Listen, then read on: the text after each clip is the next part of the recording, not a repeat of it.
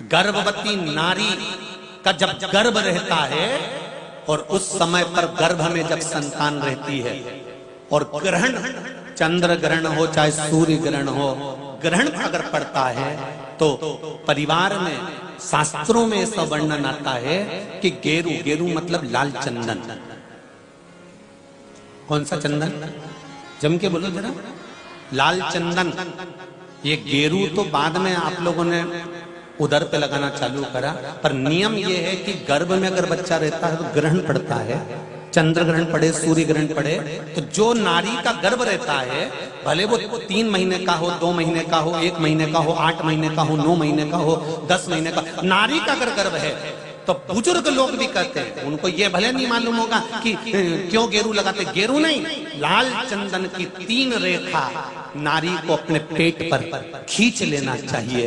क्या होता है तो कहा, बच्चा विपरीत पैदा नहीं होता, बच्चा स्वतंत्र स्वस्थ अच्छा पैदा होता है, सुखी पैदा।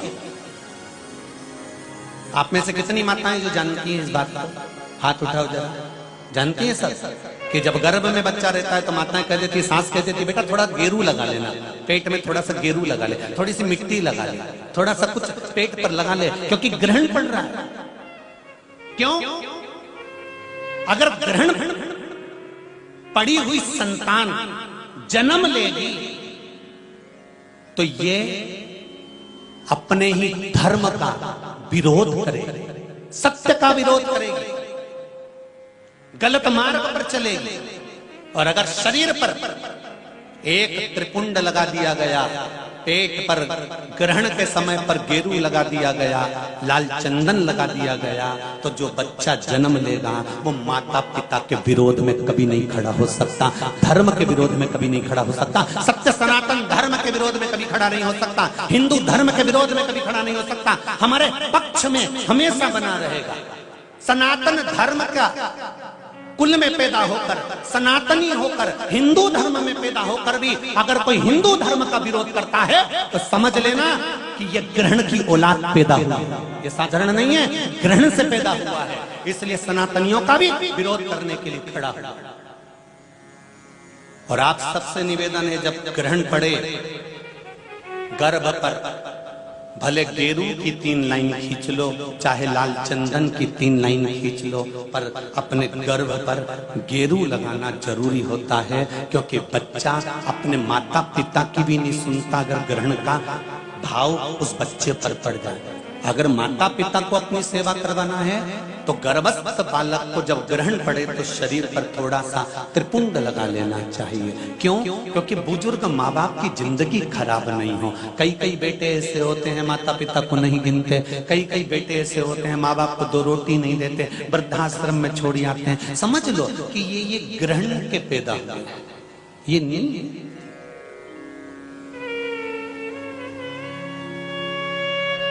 आप लोग जानते हैं ना माता, सत्यता में बोलो, जब ग्रहण का समय आता है तो आपने अपनी बहुओं को कहा कि नहीं कहा गेरू लगाने का? बोलो जरा, हाथ उठाओ, किस किस ने कहा ये बात? कहिए। आप लोगों को ध्यान में है, बुजुर्ग माता इस चीज को जानती हैं। रखिए, बुजुर्ग लोग इस बात को जानते हैं कि गर्भस्थ अगर बच्चा है और ग्रहण पड़ रहा हो और त्रिपुंड लगा लेना चाहिए। एक प्रश्न खड़ा हुआ था, गुरुजी गर्भ में जब बच्चा रहता है तो गर्भवती नारी को, वो प्रश्न कल का था, समय हो गया था इसलिए हम बता नहीं पाए, गर्भवती नारी को शंकर भगवान का पूजन गर्भवती नारी को कब तक करना चाहिए? गर्भ में अगर बच्चा रहता है तो गर्भवती नारी को शिव जी के शिवलिंग की पूजन कब तक करना चाहिए? पहले तो यह बताओ कि किसने कहा कि गर्भस्थ नारी को भगवान का पूजन ही नहीं करना चाहिए? पहले तो उसको ढूंढ के लाओ कि भैरू है कहां वो, उसको पकड़ो, कालिए को जा मिल जाए, और उससे पूछो कि हमारे शास्त्र में, हमारे धर्म में, हमारे पुराणों में तुम कितनी पुराण उठाओगे? 18 पुराण, 6 शास्त्र, 4 वेद, कौन से उठाकर लाना चाहते हो? कितने उपनिषद उठाओगे? सारे संहिताओं को उठाकर ले आइए, सारे पुराणों को उठाकर ले आइए, सारे शास्त्रों को उठाकर ले आइए। और अगर आपके पास में नहीं है तो सीहोर में आइए, कुबेरेश्वर धाम के लाइब्रेरी में बैठकर एक एक पुराण का अध्ययन कर कर जाइए, एक एक संहिता का अध्ययन कर कर जाइए, एक एक शास्त्र का अध्ययन कर कर जाइए। वहां सारी किताबें मिल जाएंगी आपको। आप पढ़ो और कौन सी पुराण में लिखा है हमको भी छाट कर बताओ कि गर्भवती नारी को शंकर का भजन नहीं करना चाहिए, गर्भवती नारी को शिव जी को नहीं छूना चाहिए। कहां लिखा है? यहां तो शिव महापुराण की कथा कहती है कि गर्भवती नारी जब भगवान शंकर को एक लोटा पानी चढ़ाती है तो उसका बच्चे का बाल बांका नहीं हो सकता, बच्चा पूर्ण पैदा होता है, अस्वस्थ नहीं हो सकता, स्वस्थ होता। भस्म त्रिपुंड, और उस भस्म त्रिपुंड की रेखा और उस रेखा की जो भस्म है उसके माध्यम से शुगर और बीपी के लेवल को लाना। समझ लेना जरा अच्छे से। कथा कहीं अगर इधर उधर से निकल गई ना तो फिर गई।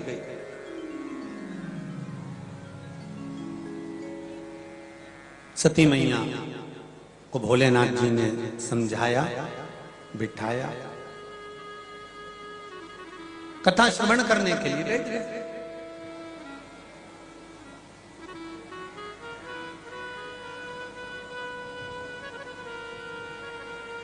और जब कथा सुनने के लिए बैठे, चित्त लगना चाहिए।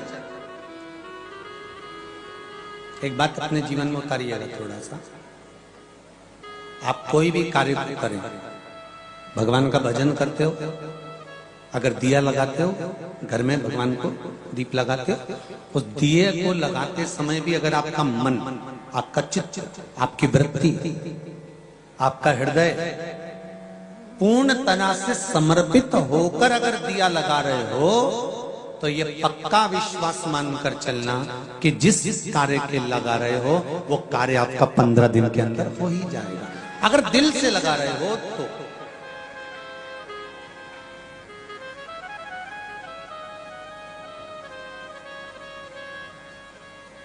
विश्वास रखकर अगर दिया लगा रहे हो तो। और यदि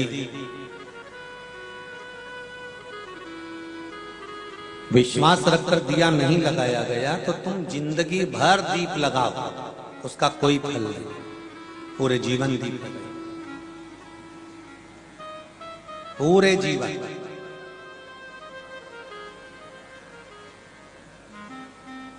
भरोसो दृढ़ चरण के, भरोसो दृढ़ चरणन कीरो, श्री वल्लभ चंद्र छटाविन, श्री वल्लभ चंद्र छटाविन, सब जन माहि अंधेरो, भरोसो दृढ़ चरणन करो, भरोसो दृढ़ चरणन करो।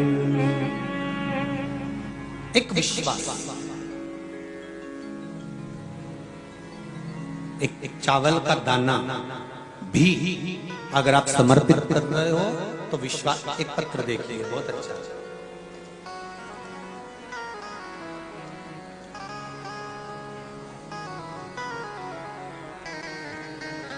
बिहार, श्री शिवाय नमस्तुभ्यम। रूनी देवी मेरा नाम है।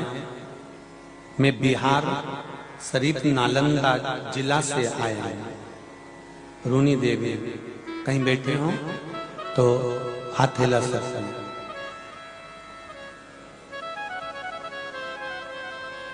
आप ही हैं? दोनों हाथ हिला दो एक बार दीजिए। हाँ, हिला दीजिए दोनों हाथ। आपने, मैं बिहार शरीफ नालंदा जिला से आई हूँ। रूनी देवी हूँ। मेरी बेटी की तबीयत बहुत ज्यादा खराब हो गया था। मैंने मेरी बेटी के इलाज हो जाए और वो ठीक हो जाए तो बाबा से निवेदन करा था कि जैसे ही उसको आराम मिलेगा मैं कथा में पहुंचूंगी। और देवाधिदेव महादेव ने ये कृपा करी, इसलिए मैं बिहार से यहाँ कथा सुनने के लिए आया। बैठो बहन बैठो, हर हर महादेव, बैठ जाइए, दोनों हाथ हिलाकर एक बार बैठ जाइए, हर हर महादेव, बैठ जाइए। मैं बिहार से यहाँ कथा सुनने के लिए आया।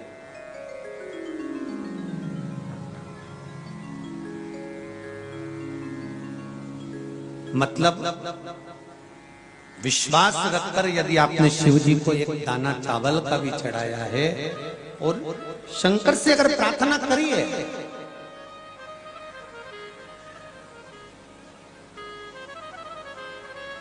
शिव से अगर विनती करी है, तो शिव उसको स्वीकार करते हैं। अरे तेरा ही दिया मैंने खाया पिया तेरा शुक्रिया है, तेरा शुक्रिया है। अब दिल से कहो, फिर निवेदन करूंगा मेरी माताओं से, मेरे भाइयों से। कथा पंडाल में लाखों लोग बैठे हुए हैं और जितने कथा पंडाल में बैठे हैं उनसे भी लाखों लाखों करोड़ों लोग शिव महापुराण की कथा आस्था चैनल पर, फेसबुक और यूट्यूब पर श्रवण कर रहे हैं।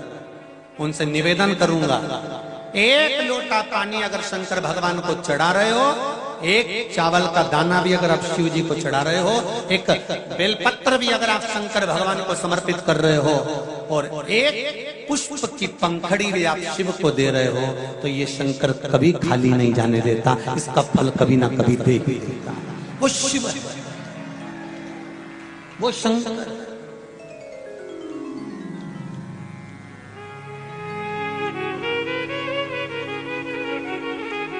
हाँ, शंकर के अनुकूल चढ़ो, शंकर से विपरीत नहीं चलना को, शंकर के अनुकूल चलने का प्रयास करिएगा, शंकर से विपरीत नहीं।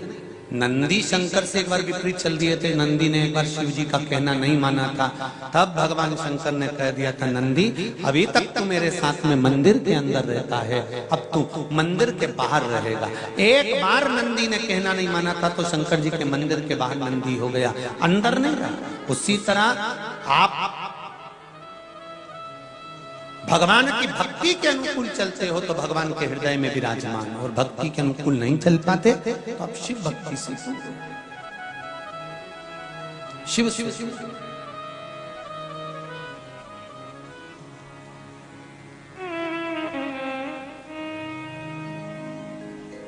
महाराज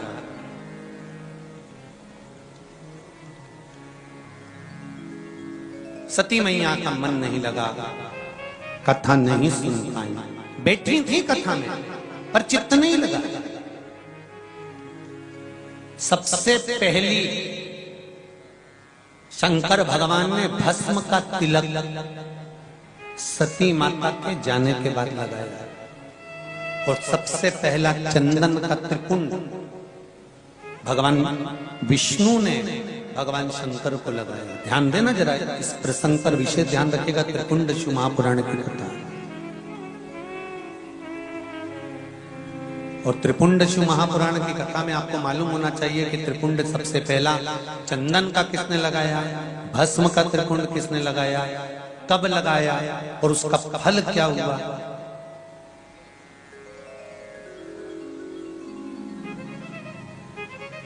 एक हरी चंदन होता है, आपको पहले मालूम होगा, हमने कथा में भी कहा है।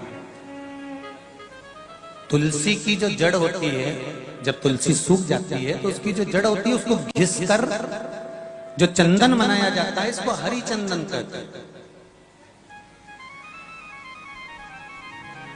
और कभी कभी विशेष कार्य के लिए, जैसे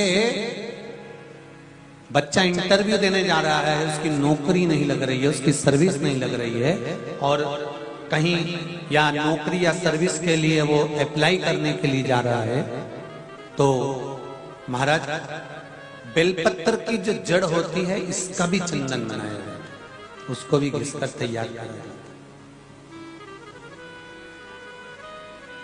और वो शंकर भगवान को लगाकर उस त्रिपुंड का सबसे नीचे वाली जो लाइन होती है, त्रिपुंड जो शिवजी पे लगाई है, उसके नीचे की लाइन का चंदन अपने हृदय पर लगाकर इंटरव्यू के लिए जाया जाता है। तो देवाधिदेव महादेव की कृपा बनी रहती है और वो कार्य सफल हो जाता है, नौकरी लग जाती है। इंटरव्यू नौकरी। शिव पुराण कह रही है तुलसी की जड़ को घिसकर हरी चंदन बनता है, बेलपत्र की जड़ को घिसकर शिव चंदन बनता है, पर शंकर भगवान को सर्वाधिक प्रिय है तो पीला चंदन और लाल चंदन प्रिय है। ये शिव चंदन तो कभी कभी कोई विशेष कार्य के लिए ही प्रयोग में किया जाता है, विशेष। जैसे आपको पहले कहा था ना कि बेलपत्री का कमल दल बनाओ, बताया था आपको। किस किस को याद है? जरा हाथ उठाओ जरा, सबने सुना है ना। तो बेलपत्री का कमल दल मतलब बेलपत्री जो होती है वो एक के ऊपर एक जब रखी रहती है और उसका जो कमल दल बनता है, उस कमल दल को बनाकर उसमें थोड़ा सा भाग अक्षत का रखकर जब भगवान शंकर के शिवलिंग को समर्पित किया जाता है तो उसका फल कौटि कौटि गुना, हजारों प्राप्त।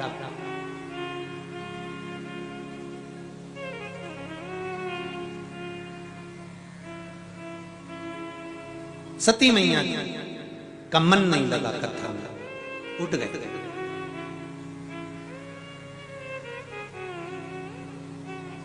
चली, शिव जी का मन लगा था। चली जब रास्ते में भगवान राम जी का दर्शन हुआ राह में, सती मैया राम का दर्शन कर भी नहीं। राम जी का दर्शन भगवान शिव ने कर भी लिया, शिव जी ने प्रणाम कर लिया, पर सती मैया नहीं करी, क्योंकि थोड़ा सा अभिमान अपने पिता के घर का, दक्ष प्रजापति के घर का थोड़ा सा अभिमान था। मेरी माताओं से एक निवेदन है, तुम्हारा मायका भले 4 चांद लगे हों, धन दौलत संपदा सत्ता वैभव सब कुछ तुम्हारे यहाँ खूब, तुम्हारे पिता बहुत अच्छे पद पर विराजमान हो, तुम्हारे पिता के पास में बहुत ऊंचा पद भी हो, प्रतिष्ठा भी हो, तुम्हारे पिता की मान मर्यादा इज्जत भी बहुत हो, पर निवेदन है जिस ससुराल में आप रह रही हो, जहां पर आपका विवाह होकर आप आई हो, अपने मायके का अहम आपको ससुराल में नहीं दिखाना चाहिए। अगर हम दिखाते हैं तो उसका फल क्या होता है, ये सती का चरित्र का है। ये माता सती का चरित्र का है।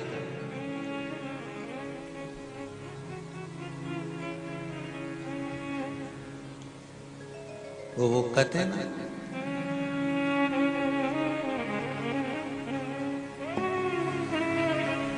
कैसो अमीर साहूकार मारा बेटी धरी ना जाए, कैसो अमीर साहूकार मारा बेटी धरी ना जाए। अरे मांग काटी का बाबुल हमको दीजो, मांग काटी का बाबुल हमको दीजे, नथनी रतन जड़ायो रे मारा बाबुल बेटी धरी ना जा। कैसो अमीर साहूकारो मारा बाबुल बेटी धरी ना जा। माता सीता जनक जी से कहती हैं, आप तो कहते थे कि मैं दुनिया का सबसे बड़ा राजा हूं, मेरे पास में संपदा की दौलत की कोई कमी नहीं है, मैं दुनिया का सबसे बड़ा राजा हूं, राजा जनक कहते थे। तो जानकी जी ने ये शब्द अपने पिता से कहा, हाथों की चूड़ी दीना मारा बाबुल, अरे हाथों की चूड़ी दीजे मारा बाबुल, पायल रतन जड़ायो रे मारा बाबुल, बेटी धरी सो अमीर साहूकारो मारा बाबुल, बेटी धरी। कितना सेठ अगर पिता है फिर भी अपनी बेटी को घर में रख लेता है क्या? अरे बोलो तो जम के नहीं। करोड़पति पिता हो तो भी बेटी को घर में नहीं रखता, एक ना एक दिन बेटी को विदा कर ही देता, बेटी को विदा कर देता।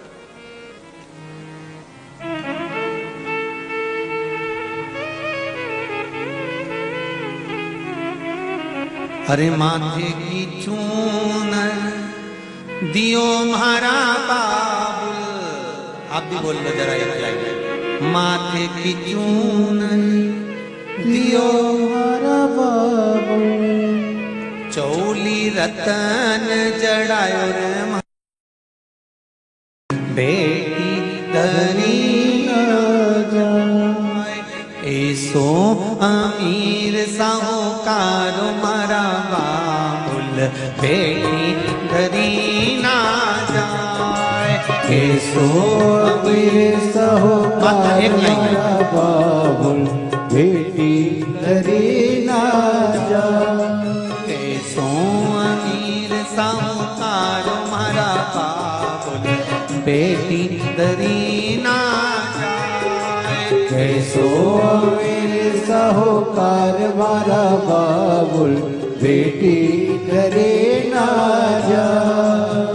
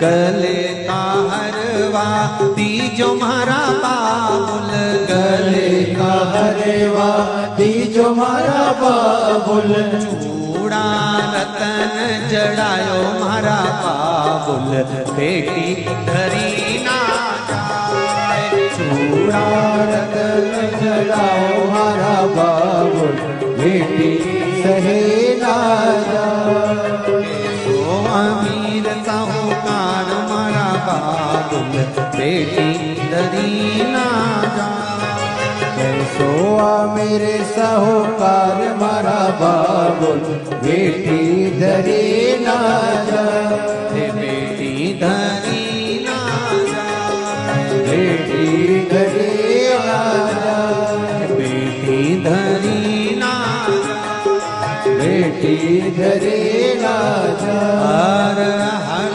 महादेव।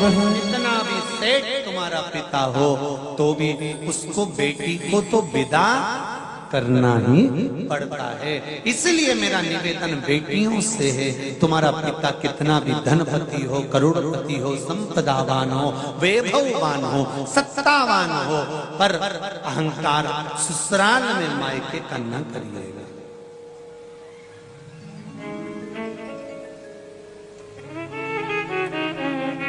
बेटी को अहंकार अगर करना हो ना तो मायके का अहंकार एक ही दिन किया जाता है। बोलो रे जीजी और रायसेन वाली चीजें जरा बोलो। मायके का ये अहंकार बेटियों को एक ही दिन करना चाहिए। कौन सा दिन है?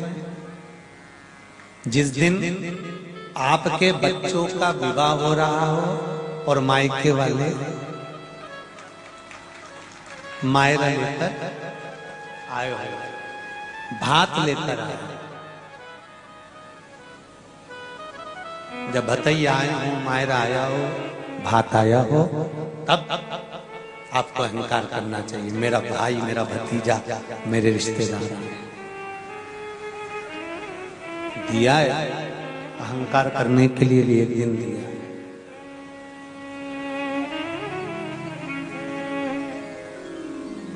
सती को अहंकार आ गया।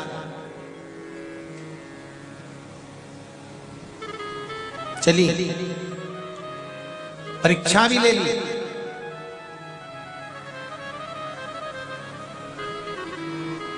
किसी बच्चे ने प्रश्न किया था, गुरुजी जब व्यक्ति की पूरी पढ़ाई हो जाती है, संपूर्ण पढ़ाइयां पूरी हो जाती हैं, तब इसके बाद में कोई परीक्षा होती ही नहीं है। शिव महापुराण की कथा कहती है जब पूरी पढ़ाई हो जाती है, परीक्षा तो उसके बाद ही चालू होती है। परीक्षा सही तो सारी पढ़ाइयां होने के बाद ही चालू होती है महाराज।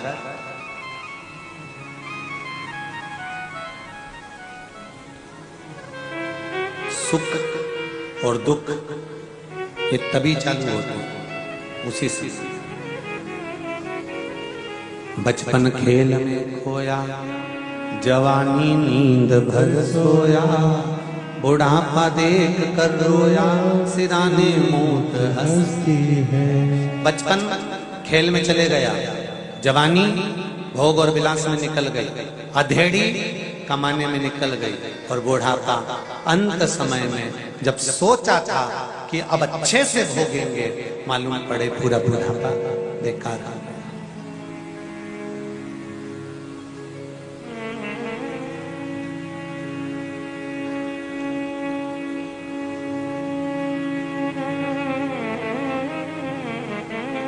नौकरी पे से एक दिन की छुट्टी मिलती है, रविवार। सही है। धंधा करने वाले को भी एक दिन की छुट्टी मिल जाती है, कभी रविवार को, कभी मंगलवार को, जो भी दिन हो, जिसका जो दिन निश्चित हो उस दिन। अब वो सोचता क्या है, मंगलवार की छुट्टी है, रविवार की छुट्टी है, एक काम करेंगे, अपन वहां चलेंगे, ऐसा करी आएंगे, वैसा करी आएंगे। पर एक बात याद रखना, जिस दिन की छुट्टी रहती है सबसे ज्यादा काम उसी दिन रहता है।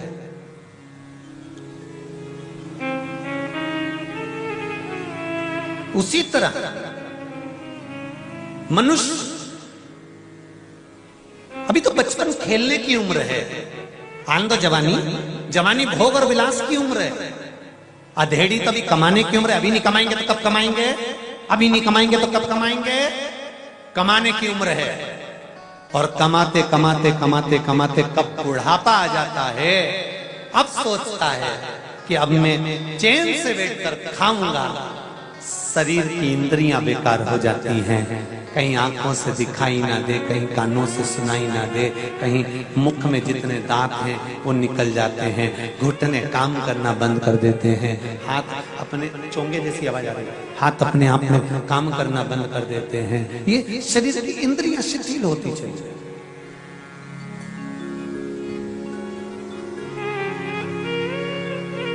क्या सुख होगा? सही कहा है किसी ने, 60 तक कमाओ, 60 की उम्र तक खूब कमाओ, और 60 के बाद जितना कमा के रखा है वो सब डॉक्टर में लगा, सब डॉक्टर में लगा। कभी ये दुख है, कभी ये दुख है, कभी ये दुख है, कभी ये दुख है, कभी ये दुख है। बस थोड़े से भी तकलीफ होए दौड़ के डॉक्टर के पास चले जाओ, और गए 500 रुपए वहां लग गए। अब ठंडक पड़ी जीवड़ा में, जैसे डॉक्टर ने हाथ पकड़ा, ठीक एकदम ठीक। उन्हीं तो डुकरिया घर में बैठी बैठी कांक रही थी, अरे राम अरे राम अरे राम। और जैसे डॉक्टर के यहाँ से आई, और उन्हें अभी तो दवाई भी नहीं खाई, इंजेक्शन भी नहीं लगा, दवाई तो अब खाएगी। क्यों? क्योंकि जो कमाया है भगवान कहता है या तो अच्छी जगह पे लगा दो या फिर लगा दो। आपका क्या मन है? अरे बोलो तो ऐसे बोलो।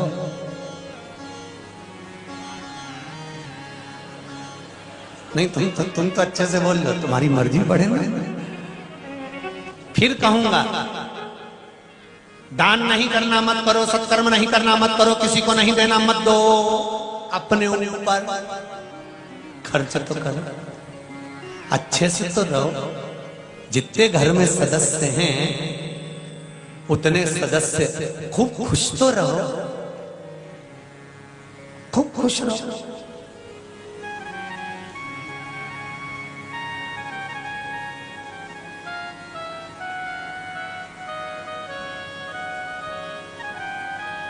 महाराज सती मैया आ गई कैलाश पर, और सती मैया जब कैलाश के ऊपर आ गई, दक्ष प्रजापति ने एक सभा रखी, शिव जी को भी बुलाया गया था। सभा में शंकर जी बैठे हुए थे। जब सभा लगी, दक्ष प्रजापति का आगमन हुआ, और उस आगमन में दक्ष प्रजापति के उस आगमन में शंकर भगवान उठकर खड़े नहीं हुए और उन्होंने दक्ष प्रजापति को प्रणाम नहीं करा। दक्ष प्रजापति को क्रोध आ गया, और क्रोध में आकर दक्ष प्रजापति ने कह दिया, ऐ शिव,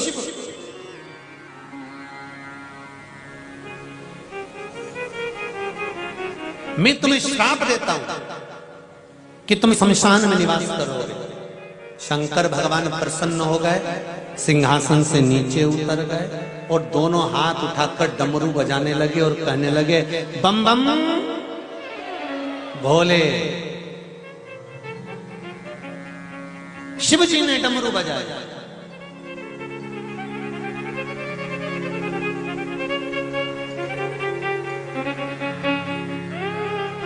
और जो शंकर भगवान ने डमरू बजाया, प्रसन्नता छा गई। भगवान विष्णु ने शिव जी का हाथ पकड़कर बिठाया और बिठाकर पूछा, ये बताओ तुम्हारे ससुर ने तुमको श्राप दिया है कि तुम शमशान में निवास करोगे, तो फिर हंस काय को रहे हो, मुस्कुरा काय को रहे हो, नाच क्यों रहे हो, डमरू क्यों बजा रहे हो? तो इतने में शंकर भगवान बोले, मेरे ससुर जैसा दुनिया में किसी का ससुर नहीं होगा जो इतना भला सोचता होगा। मेरे ससुर ने मुझे प्लाट भी दिया तो वहां दिया जहां कोई कब्जा ही नहीं करेगा।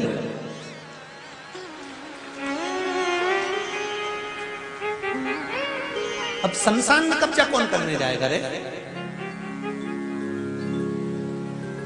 तो कहीं का भेरू होगा तो कब्जा करेगा, पर शमशान में कौन कब्जा करने जाएगा? मेरे शंकर भगवान कह रहे हैं कि ये शिव से सीख लो, ये शंकर से सीख लो, ये मेरे ओघरदानी, ये मेरे त्रिकालदर्शी, मेरे कैलाशी, मेरे शिव से ये सीखो कि अगर कोई श्राप भी दे तो उसमें से भी अच्छा ढूंढ लेना है, कोई बुरा भी कहे उसमें से अच्छा ही ढूंढ लेना है, कोई अपशब्द भी कहे उसमें से थोड़ा सा अच्छा ढूंढ लेना है।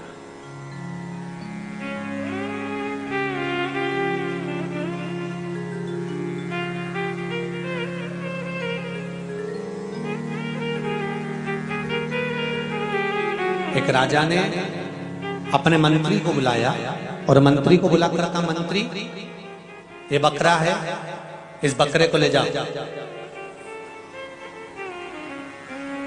इस बकरे को लेकर जाओ और इस बकरे के शरीर में जो सबसे अच्छी चीज हो उसको काट कर लिया। मंत्री गया, जीवान काट कर लिया।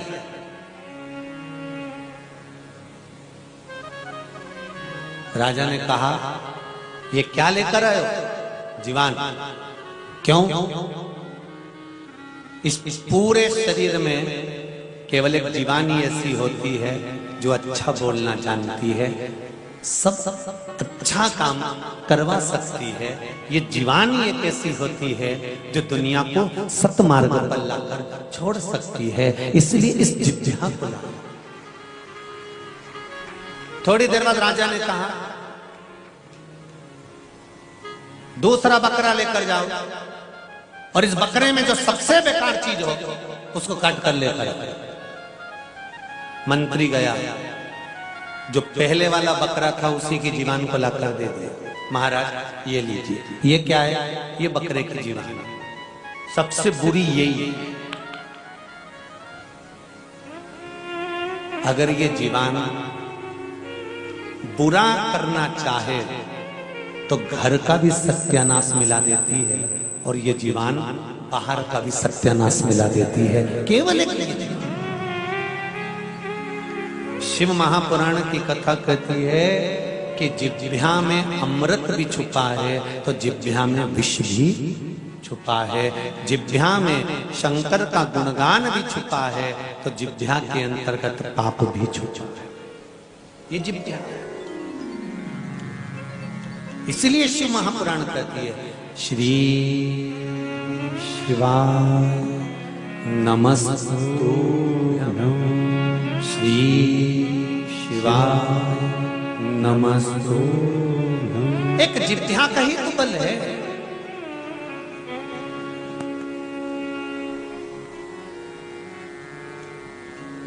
आज पंडाल में 2 लाख के ऊपर जनता है। पूरे पंडाल में प्रशासन, पुलिस प्रशासन, डॉक्टर आदि जितने भी प्रशासनिक बंधु हैं सब अपनी व्यवस्था संभाले हुए हैं। जहां से देखो वहां तक। केवल यही नहीं, बाहर गेट से गेट लगाकर देख कर आओ, चारों तरफ बाउंड्रियों पर जाकर देख कर आओ और लोग अपने प्रशासन अपनी व्यवस्था संभाले। प्रशासन के साथ कदम से कदम मिलाकर राष्ट्रीय स्वयंसेवक संघ के आरएसएस के स्वयंसेवक साथ में लगे हुए हैं। बजरंग दल लगा है, विश्व हिंदू परिषद लगा है, हिंदू उत्सव समिति लगी है, लव कुश समिति लगी हुई है, राठौर समाज संस्था लगी हुई है, ब्राह्मण समाज, अग्रवाल समाज, माहेश्वरी समाज, साहू समाज, जितने भी समाज हैं, वाल्मीकि समाज, रजक समाज, ये सब लगी हुई है। ऐसी कोई समाज नहीं जो सेवा में नहीं लगी। दुर्गा वाहिनी, माताओं का एक अपना ग्रुप, ये कहीं ना कहीं किसी न किसी रूप में सनातनी सेवा में, धर्म सेवा में, भगवत सेवा में, शिव सेवा में लगा हुआ। अब शिव महापुराण की वायव्य संहिता के अंतर्गत लिखा हुआ है कि शंकर की सेवा में, शिव महापुराण की सेवा में अगर एक साधारण से साधारण चींटी भी आकर कोई सेवा करती है तो शिव महापुराण की कथा कहती है उसका फल भी उसको 3 महीने में प्राप्त हो जाता है। तो ये लोग इतनी सेवा कर रहे हैं, ये लोग इतनी सेवा में लगे हुए हैं, तो इनकी सेवा क्या निष्फल चली जाएगी? कहीं ना कहीं कुछ ना कुछ फल तो मिलेगा। मेरे ओघड़दानी, मेरे त्रिकालदर्शी, मेरे कैलाशी, मेरे अविनाशी, मेरे शिव, मेरे शंभु, सती मैया आज अपने पिता के यहाँ यज्ञ में जाना चाहता है। शंकर भगवान भेजना नहीं चाहते पर जा रहे हैं। बहुत समझाया मेरे देवाधिदेव महादेव ने, बहुत समझाया पर मानी नहीं। गई मां सती और सती माता जब पहुंची हैं, पहुंचकर माता सती ने देखा कि सबका आदर है, सबका सम्मान है, सबका आदर दिया जा रहा है, सबका सिंहासन लगा हुआ है, पर मेरे पति के लिए कोई स्थान नहीं, तब सती माता क्रोध की अग्नि में अपने प्राणों को त्याग देती हैं। और जैसे ही सती माता जलकर भस्म होती हैं, भगवान शिव को मालूम पड़ता है, रुद्रगण को भेजा जाता है, सब विध्वंस कर देता है। तब दक्ष प्रजापति का सिर भी कट जाता है और वो जाकर अग्नि में गिर जाता है। सती मैया के शरीर को अग्नि कुंड में से आधा जला हुआ शरीर मेरे शंकर उठा लेते हैं।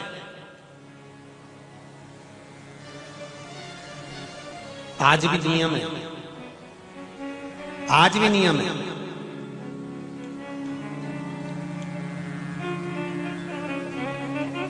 हवन कुंड में से आधा जला शरीर भगवान शंकर माता सती को उठा लेते हैं। और आज भी शंकर भगवान का ये स्वरूप का निर्माण देखिए जरा। जब ब्राह्मण लोग यज्ञ कराते हैं, भूदेव जब यज्ञ कराते हैं, कर्मकांडी ब्राह्मण जब विद्वत्ता के अनुसार यज्ञ पूर्ण करते हैं, यज्ञ की जब पूर्णाहुति होती है, तब यज्ञ करवाने वाले ब्राह्मण आचार्य जन जो सुरवा होता है, उस सुरवे से यज्ञ कुंड में जो भस्म होती है, उस भस्म को, यज्ञ कुंड की भस्म को उस सुरवे से निकालते हैं। किस किस ने देखा है? जरा हाथ उठाओ। देखा है ना? समझे? जब ब्राह्मण यज्ञ कराते हैं, यज्ञ पूर्ण होने के बाद में, पूर्णाहुति के बाद में जो सुरवा होता है, उस सुरवे को यज्ञ में डालकर उस भस्म को निकालते हैं। और उस भस्म को निकालकर जो यजमान होता है, उस यजमान के कंठ पर, श्रवण पर, मस्तिष्क पर, नाभि पर, वक्षस्थल पर, भुजाओं पर, कलाइयों पर उस भस्म को लगा दिया जाए।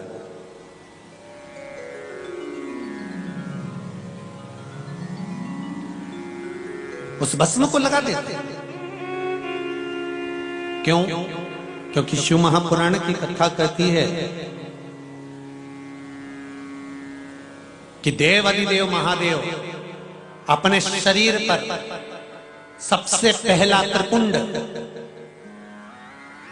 भस्म का सती को जाने के बाद, जब सती के शरीर को जलता हुआ, धधकता हुआ अग्नि अंगार का शरीर मेरे शंकर ने अपने कंधे पर लिया है, तब माता सती के शरीर को जब संभालते हैं, तब शिव के मस्तक पर जब पसीने की बूंद झलकती है, शरीर को संभालते हुए हाथ मस्तक पर जाता है, तो शरीर का भस्म, शरीर का भगवान शिव के मस्तक पर त्रिपुंड बना देता है।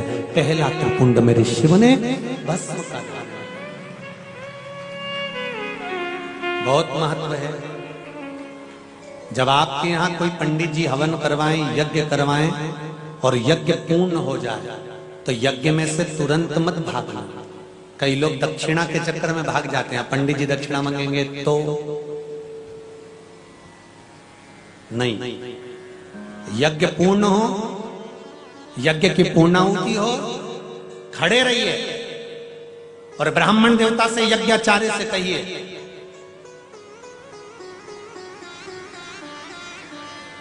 ब्राह्मण देवता से और यज्ञाचार्य से कहिए, यज्ञाचार्य से कहिए, हे ब्राह्मण देवता, हे भूदेव, आप इस भस्म में से थोड़ी सी भस्म हमारे शरीर पर लगा दीजिए। और ध्यान देना महाराज, जब ब्राह्मण देव उस सुरवे में से भस्म लेकर जब आपके मस्तक पर, कंठ पर, नयन पर, श्रवण पर, भुजाओं पर, कलाइयों पर, वक्षस्थल पर, नाभि कोश पर जब वो लगाते हैं, तो शास्त्र कहता है कि व्यक्ति के जीवन के आधे रोग तो उसी समय समाप्त हो जाते हैं।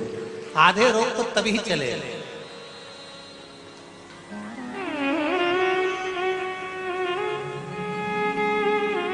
शिव मंदिर कौन कौन जाता है? जरा हाथ उठाओ। सब लोग उठाओ, जितने लोग जाते हो। सब जाते हो ना? एक नियम बना लो, शंकर जी के मंदिर में जाओ। क्या नियम बनाना है? कि शिव जी पर जब जल चढ़ाया और जल चढ़ाने के बाद वो जल जब पूरा की पूरा नीचे चले गए, ठीक है, पूरी पूजन कर लो, संपूर्ण पूजन। और संपूर्ण पूजन करने के बाद जब जल नीचे चले गया और जल कुछ बचा ही नहीं, तब 2 क्षण आप बैठे रहिए, अपनी हथेली हाथ की उस जो जलाधारी है उसमें से जो पानी नीचे गिरता है उसमें अपने हाथ की हथेली को लगाकर रखिए।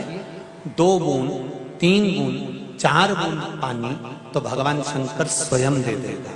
थोड़ा इंतजार करना, पानी सूख भी गया होगा तो 2 बूंद तो मेरा देव अधिदेव महादेव फूल में से भी झड़ा देगा। आप वो जो 2 बूंद पानी मिले उस जल को लेकर घर पर आइए और आपको ऐसा लगता है कि मेरा शरीर ठीक नहीं है, या रोग हो गया, या बीमारी हो गई, या दुकान नहीं चल रही, या व्यापार नहीं चल रहा, 4 धंधे बदल लिए, प्रयास करो, रोज शिव मंदिर जाओ, पूजन करने के बाद थोड़ी देर बैठ जाओ, आप 2 बूंद जल लेकर आओ और उस दुकान पर या अपने शरीर पर लगाना प्रारंभ करिए, अपने आप सब कार्य सफल होना प्रारंभ। औषधि है, औषधि।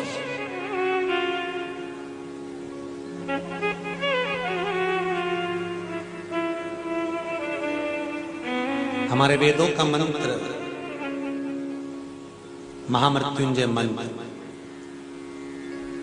भीतर से गुनगुनाएंगे, वेदों का मंत्र।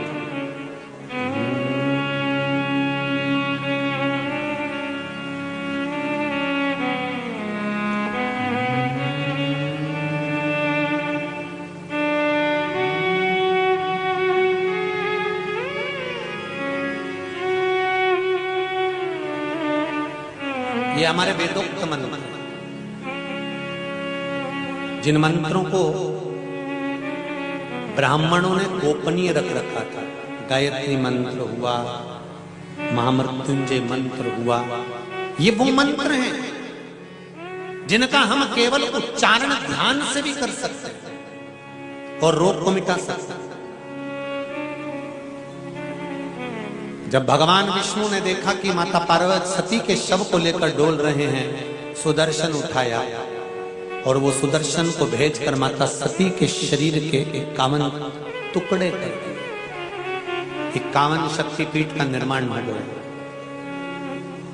सुदर्शन चक्र पर माता सती के शरीर के जो टुकड़े करे थे, उस टुकड़े को करा हुआ शरीर का, माता सती के शरीर का भस्म उस सुदर्शन चक्र पर लगा। सुदर्शन चक्र पर भस्म लगी हुई, वो घूम रही।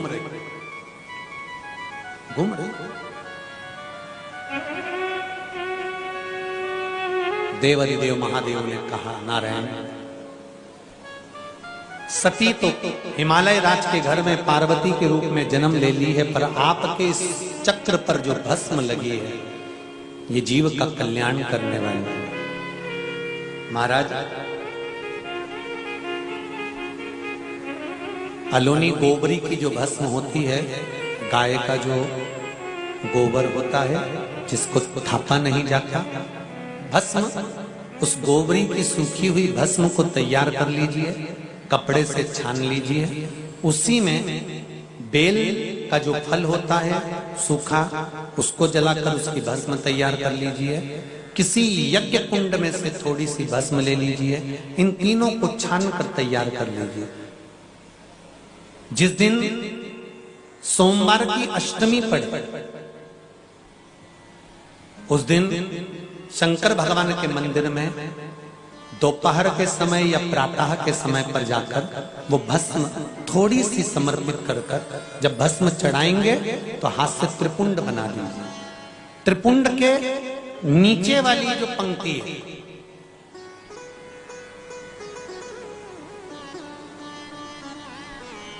आकार, ओमकार और मकार, जो मकार वाली रेखा है नीचे वाली, उस नीचे वाली पंक्ति में से थोड़ी सी भस्म लेकर आई और उस भस्म को 9वीं, 10वीं और 11वीं, अर्थात जो या यदि आप एकादशी करते हैं तो आप द्वादशी, त्रयोदशी और चतुर्दशी पर भी ये कर सकते हैं। उस भस्म का सेवन करना प्रारंभ करिए, शरीर पर लगाइए और उस भस्म का सेवन करना प्रारंभ करिए। शुगर, बीपी 3 दिन के अंदर आपको लेवल में मिलना प्रारंभ हो जाएंगे महाराज। आप कर देखिए, शुगर और बीपी में उस भस्म का बड़ा प्रयोग। बेल के फल की भस्म, अलोनी गोबरी की भस्म और यज्ञ कुंड की भस्म, ये तीनों सुख प्रदान कर देते। गुलाब जामुन और एक गुलाब का फूल, इन दोनों की राशि एक ही है। गुलाब जामुन और गुलाब के फूल की राशि एक ही है। गुलाब का फूल कांटों में पैदा होता है, कांटों में बड़ा होता है, कांटों में जन्म लेता है, कांटों में रहता है, कांटों में पैदा होकर कांटों में ही रहता है। और गुलाब जामुन मावे की बनती है, खोए की बनती है, और मावा गाय के दूध से बनता है। मावा तैयार हुआ, उस मावे को फिर बढ़िया मलने के बाद उसको घी में तलने के बाद उसमें से निकालकर चाशनी में डाल दिया। चाशनी में अब राशि दोनों की एक है। गुलाब का फूल और गुलाब जामुन दोनों एक ही राशि के हैं। गुलाब का फूल कांटों में रह रहा है, कांटों में बड़ा हो रहा है, कांटों में जन्म ले रहा है, कांटों में बढ़कर अग्रण्य हो रहा है। और गुलाब जामुन खूब घी में तरबतर है और निकलने के बाद चाशनी में तरबतर है, पर दोनों में एक अंतर है। गुलाब का फूल कांटों में बड़ा होने के बाद टूटता है तो भगवान राम और कृष्ण के चरणों में चला जाता है, और गुलाब जामुन खाने के बाद भ्रष्टा में चली जाती है। दोनों में एक अंतर है, एक अंतर है दोनों। एक भगवान के चरणों में जा रहा है और दूसरा खाने के बाद भ्रष्टा में जा रहा है। क्यों?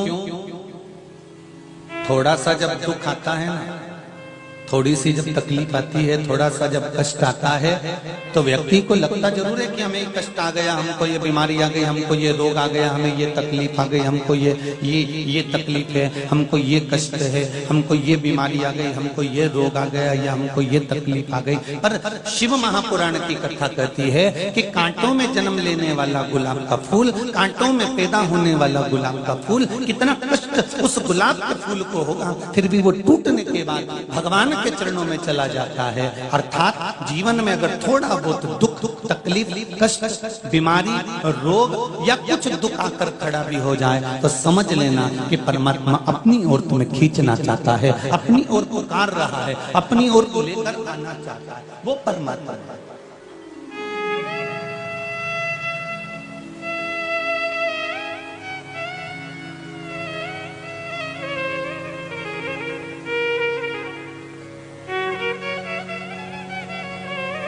अरे आग लगी आकाश में, पृथ्वी पे गिरे अंगारे, जो सतगुरु ना होते तो मर जाते सारे। महाराज, कहीं परमात्मा ने हमको झेल रखा है, कहीं परमात्मा ने हमको तोक रखा है, कहीं परमात्मा ने अपने हाथों में, अपनी गोदी में हमको उठा रखा है। ये परमात्मा, ये शिव है, ये राम है, ये कृष्ण है। शंभु शरण बड़ी, मांगू घड़ी रे घड़ी, दुख काटो दया करी दर्शन आपो। एक सूरजमुखी का फूल भी होता है। किस किसने देखा जो सूरजमुखी का फूल देखा है आप लोगों ने? इतना बड़ा होता है, जहां सूरज होता है वो सूरज को देख देख कर घूमता रहता है, घूमता रहता है, घूमता रहता है, सूरज के साथ साथ चलता है।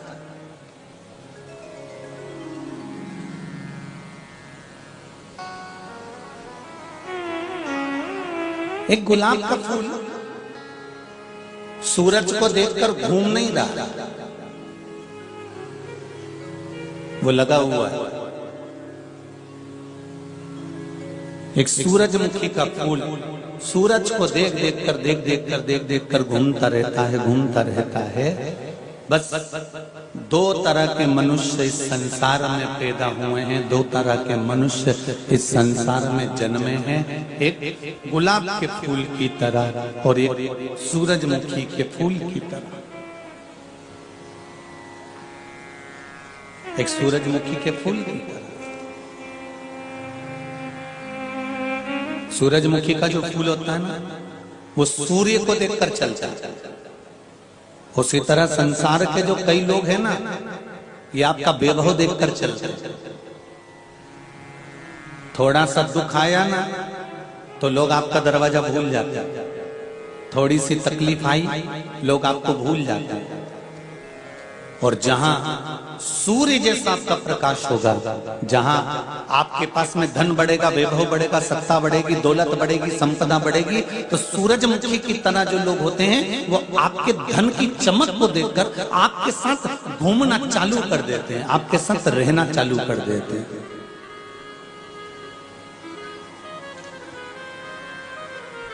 पर पहचान जाना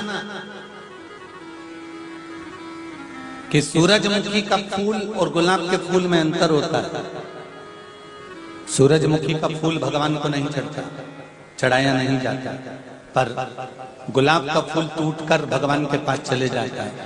जो दुनिया की चमक देखकर, आपका वैभव देखकर, आपकी सत्ता देखकर, आपका धन देखकर, आपकी दौलत देखकर, आपका वैभव देखकर आपकी ओर आसक्त होते हैं, और जब दुख आता है तो आपको ठोकर मारकर चले जाते हैं, ये संसार में कभी सुखी नहीं रह पाते हैं, इनका वैभव कभी जीवित नहीं रहेगा, ये कभी सुखी नहीं रह सकते।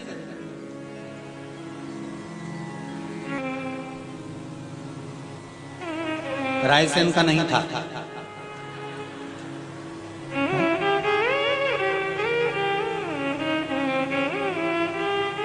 एक व्यक्ति की 4 पत्नी,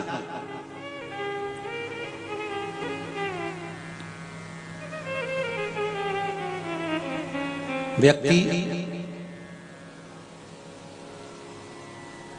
अपनी चौथे नंबर की जो पत्नी थी ना, उससे बहुत प्रेम करता था, खूब उसके लिए कहीं गजरा लिया है, कहीं बेणी लिया है, कहीं सामान ले लेके आए, कहीं ढेर सारा। वो जो चौथे नंबर की पत्नी थी ना, वो भोजन से ज्यादा लाली और क्रीम निपटा जाती थी, वो थी।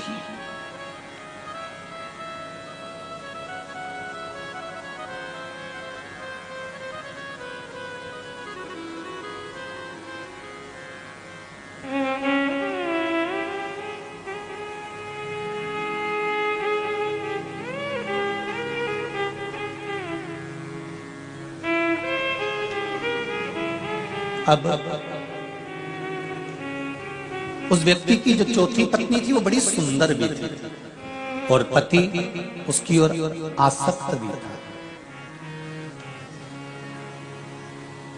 उसकी प्रीति, उसका प्रेम चौथी से फिर थोड़ा सा जो कम था, वो दूसरे नंबर की पत्नी भी। वो दूसरे नंबर की पत्नी को भी बहुत चाहता था, बहुत प्रेम करता था, और पर चौथी से ज्यादा नहीं हो, चौथी से थोड़ा 30-35% कम कर लो, उतना वो दूसरे नंबर वाली को चाहता था।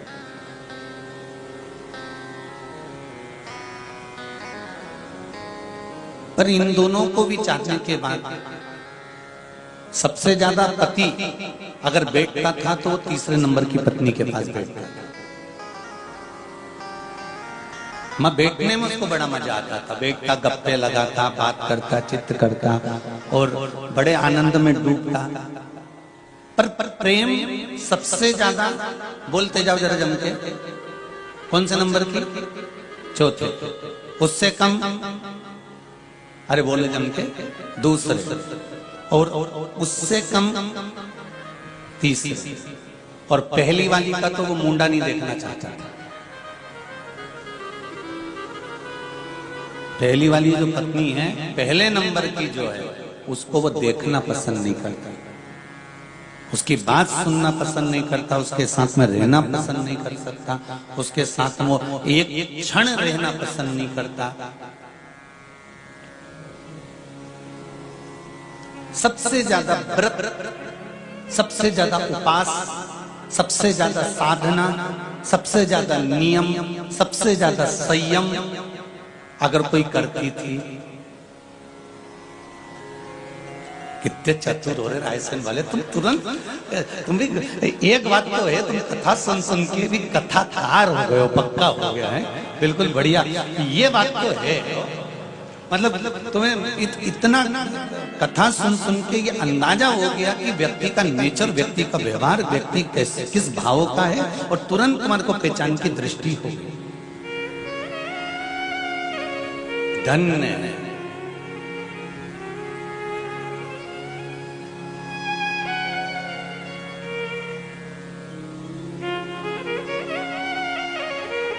प्रणाम कीजिए, प्रणाम, बहुत भाव से, और ऐसी दिल से कथा सुनो। कहते हैं शिव कथा दिल से सुनना चाहिए। क्या होता है दिल से सुनने से?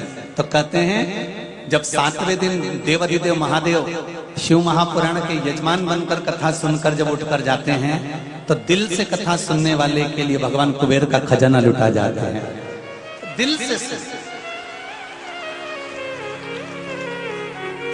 पहले नंबर की पत्नी व्रत भी करती है, साधना भी करती है, उपास भी करती है, तप भी करती है, नियम धारण भी करती है, व्रत भी करती है, और सारे काम करती है वो पहले नंबर।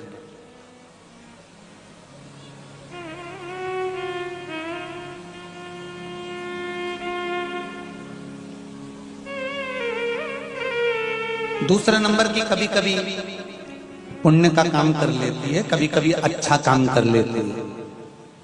तीसरे नंबर की वो भी थोड़ा थोड़ा अच्छा काम कर लेती है। चौथे नंबर की जो है वो जब भी अच्छा काम करने जाती है तो काम बिगाड़ के आती है।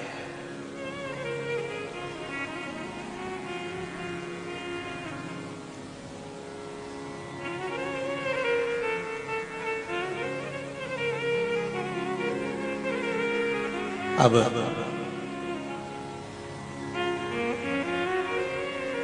उस व्यक्ति के पास में पैसा बहुत था, क्योंकि धन होता है तभी तो ये चार संभल पाता। जिसके पास में नहीं हो तो एक के संभाल ले दादा, वो ही बहुत है जगदम्बा के। तो ये चार संभालना तो कोई पैसे वाले का ही काम होगा, धनपति का ही काम होगा। तो पैसा था तो ये चारों संभाल रहे थे।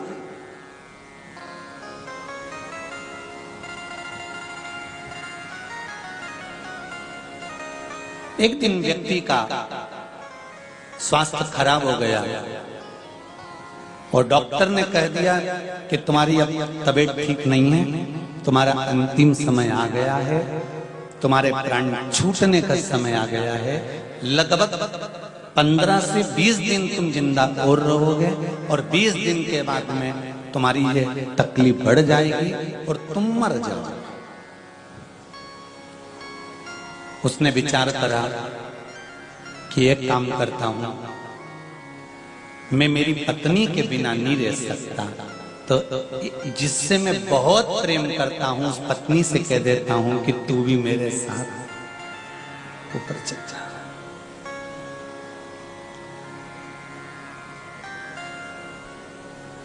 आज वो चौथे नंबर की पत्नी खूब सज धज के अपने पति के कमरे में आई। पति ने अपनी पत्नी से कहा, सुन, मैं तुझे बहुत प्रेम करता हूं, तेरे बिना मैं एक मिनट नहीं रह सकता।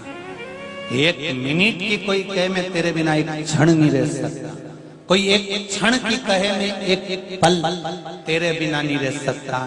जब तक मैं तुझे देखूंगी, हमारे मन को चैन मिले नहीं, तो तू, मैं चाहता हूं कि मेरे साथ जैसे ही मैं मरूं तो मेरे साथ तू ही ऊपर चल। इतने में चोटी करती करती जगदम्बा बोली, सुनो, फालतू की बात करने की जरूरत नहीं है। क्या तुम्हारे लिए मैं मरूंगी? मौत तुम्हारी आई है, प्राण तुम्हारे छूटेंगे, अंतिम संस्कार तुम्हारा होगा। मैं नहीं मरने वाली और मैं तुम्हारे साथ जाने वाली नहीं हूं। और वो तो मुंह फुला के और चोटी करती करती अपने कमरे में चली।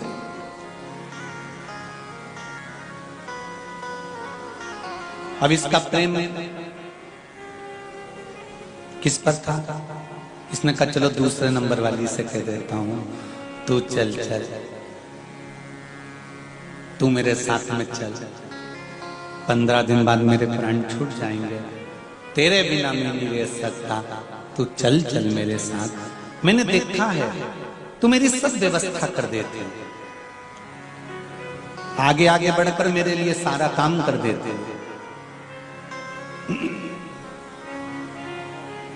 मैं जैसा कहूंगा वैसा तू कर दे, तू मेरे साथ चल। दूसरे नंबर की पत्नी ने कहा, स्वामी तुम कहो, तुम्हारे जीते जी जैसा कहोगे मैं वैसा करने को तैयार हूं, तुम जैसा बोलोगे मैं वैसा कर दूंगी, पर हाथ जोड़कर कहती हूं कि मैं तुम्हारे साथ ऊपर नहीं जाऊं। अच्छा, कथा तुम लोग जान गए हो, ये पक्का है कि ऊपर जाने के लिए तैयार।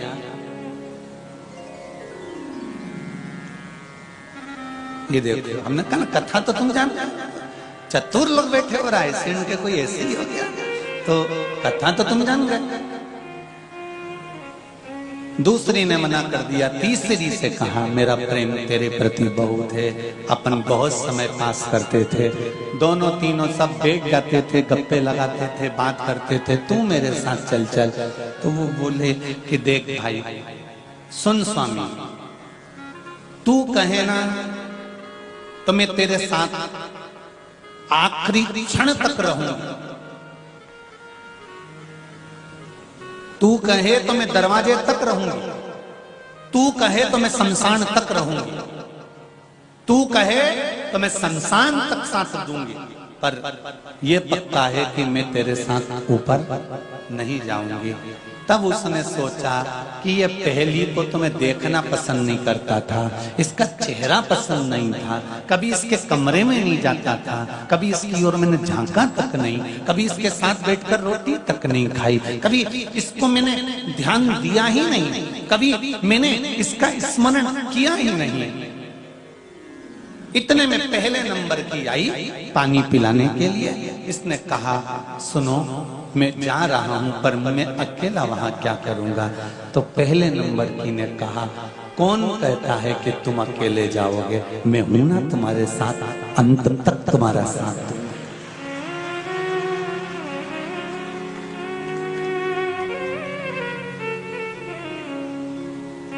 जिस व्यक्ति से तुम बहुत आस लगाकर बैठते हो ना, एक दिन वो धोखा जम के तो बोलो दे ही जाता।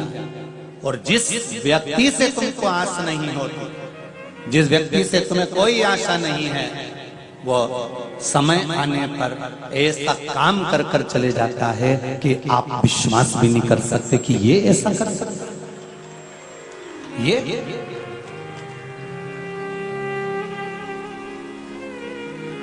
अरे सब मतलब के यार हमने देख लिया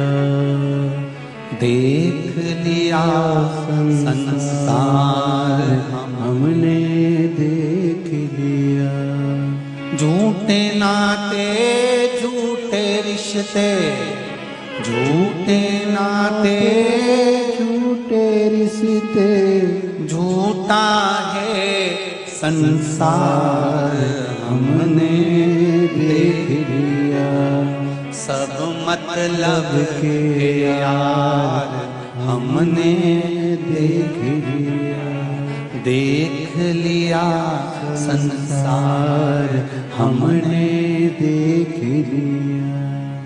एक सहारा तेरा शंभू, एक सहारा तेरा शंभो, बाकी है बेकार हमने देख लिया, देख लिया संसार हमने देख लिया, सब मतलब के यार हमने देख लिया। ये जितने नजर आते हैं ना सब नंबर 1 के चोटे हैं। घर में भी चोर है और यहाँ पर भी चोर है। कौन से चोटे और चोटी तुम्हारे पास में बैठे तुम्हें नहीं मालूम।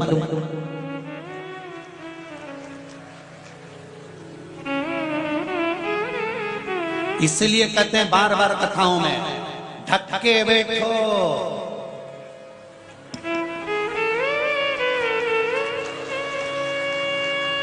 पहचानोगे कैसे इन चोटियों को और इन चोटों को कैसे पहचानोगे? और ये केवल कथा में नहीं है। जिस माता के गर्भ से हमने जन्म लिया था, जिस दिन पैदा हुए थे, उस दिन इन चोटों ने अपना काम करना चालू कर दिया था। पैदा होते से ही हमारा समय चोरी करना चालू कर दिया। एक के मेरा छोरा, एक के मेरा पोता, एक के मेरा छोरा, एक के मेरा पोता, वो के मेरा भाई, वो के मेरा बंधु, वो के मेरा सखा, वो के मेरा कुटुंब, वो के मेरा कबीला। ये सब चोर ही तो हैं जो हमारे पल पल को, घड़ी को, समय को, हर समय को चुरा रहे हैं। केवल चोर। जब धोनी छोड़ रहे तो यहाँ कौन छोड़ेगा तुमको?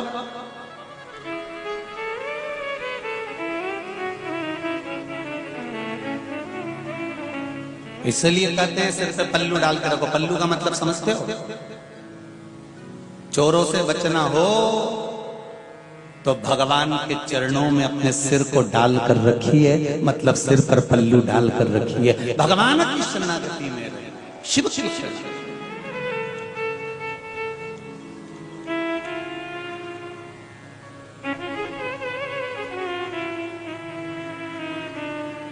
पहले कुबेरेश्वर धाम से जो शिव महापुराण की कथा करी थी, उसमें चोरों का वर्णन करा था। सुनिए कथा किसी ने कि नहीं सुनिए? उसमें चोरों का वर्णन किया था कि 4 तरह के चोर होते हैं। एक किसी के घर में जाकर कुछ सामान उठा लाए, जम के बोलो वो भी, अरे बोलो तो चोर है।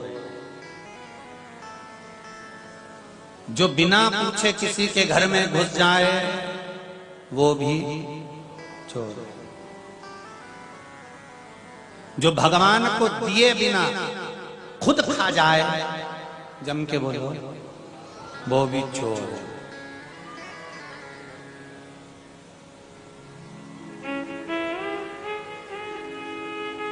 घर में बुजुर्ग माता पिता बैठे हों और पति बाजार गया, जेब में कुरकुरे का पैकेट ले जाकर अपनी पत्नी को चुपचाप से देख के खिला दे, वो भी चोर है।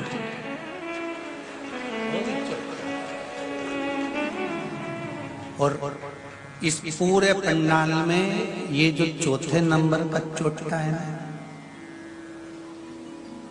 ये होंगे। शिव महापुराण की कथा कहती है, घर में अगर बुजुर्ग माँ बाप बैठे हुए हैं, आप अपनी पत्नी के लिए अगर अंगूर लेकर जा रहे हैं, केले लेकर जा रहे हैं, ड्राई फ्रूट्स लेकर जा रहे हैं, बिस्कुट लेकर जा रहे हैं, मिठाई लेकर जा रहे हैं, मूंगफली का दाना लेकर जा रहे हैं, एक चिप्स का पैकेट भी अगर आप अपनी पत्नी के लिए लेकर जा रहे हो पास के दिन, तो पहले उसमें से थोड़ा सा एक पैकेट एक्स्ट्रा लेकर चलो और चुपचाप से अपने माँ बाप के हाथ में दे दो, मम्मी ये लो मैं तुम्हारे लिए भी लेकर आया हूँ। तो चोर नहीं बनोगे। सुन लो चोटो,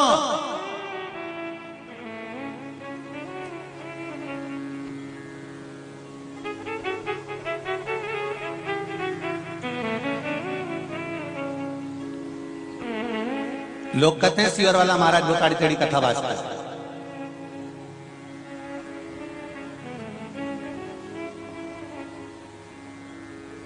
तुम सुधर जाओ, हमारी तेड़ी बाजना बंद कर दो, या तो सुधरो नहीं तो सिद्धरो, दो में से एक काम। थोड़ा सा समझ जाओ।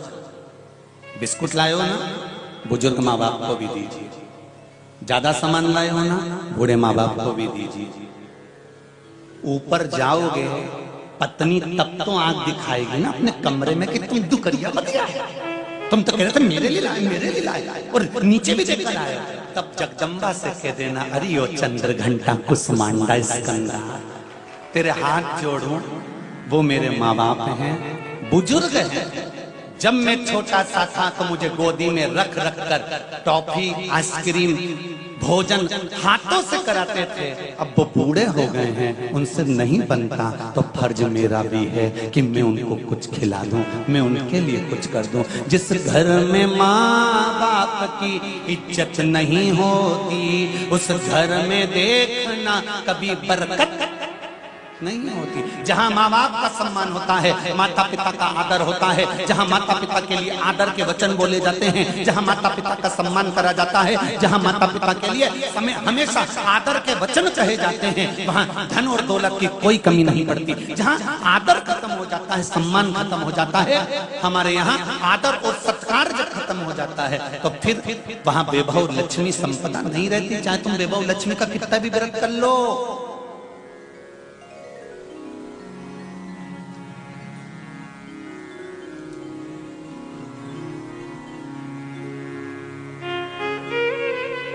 आदर करिए, सम्मान करिए, सत्कार करिए। एक क्षण नहीं छोड़ो।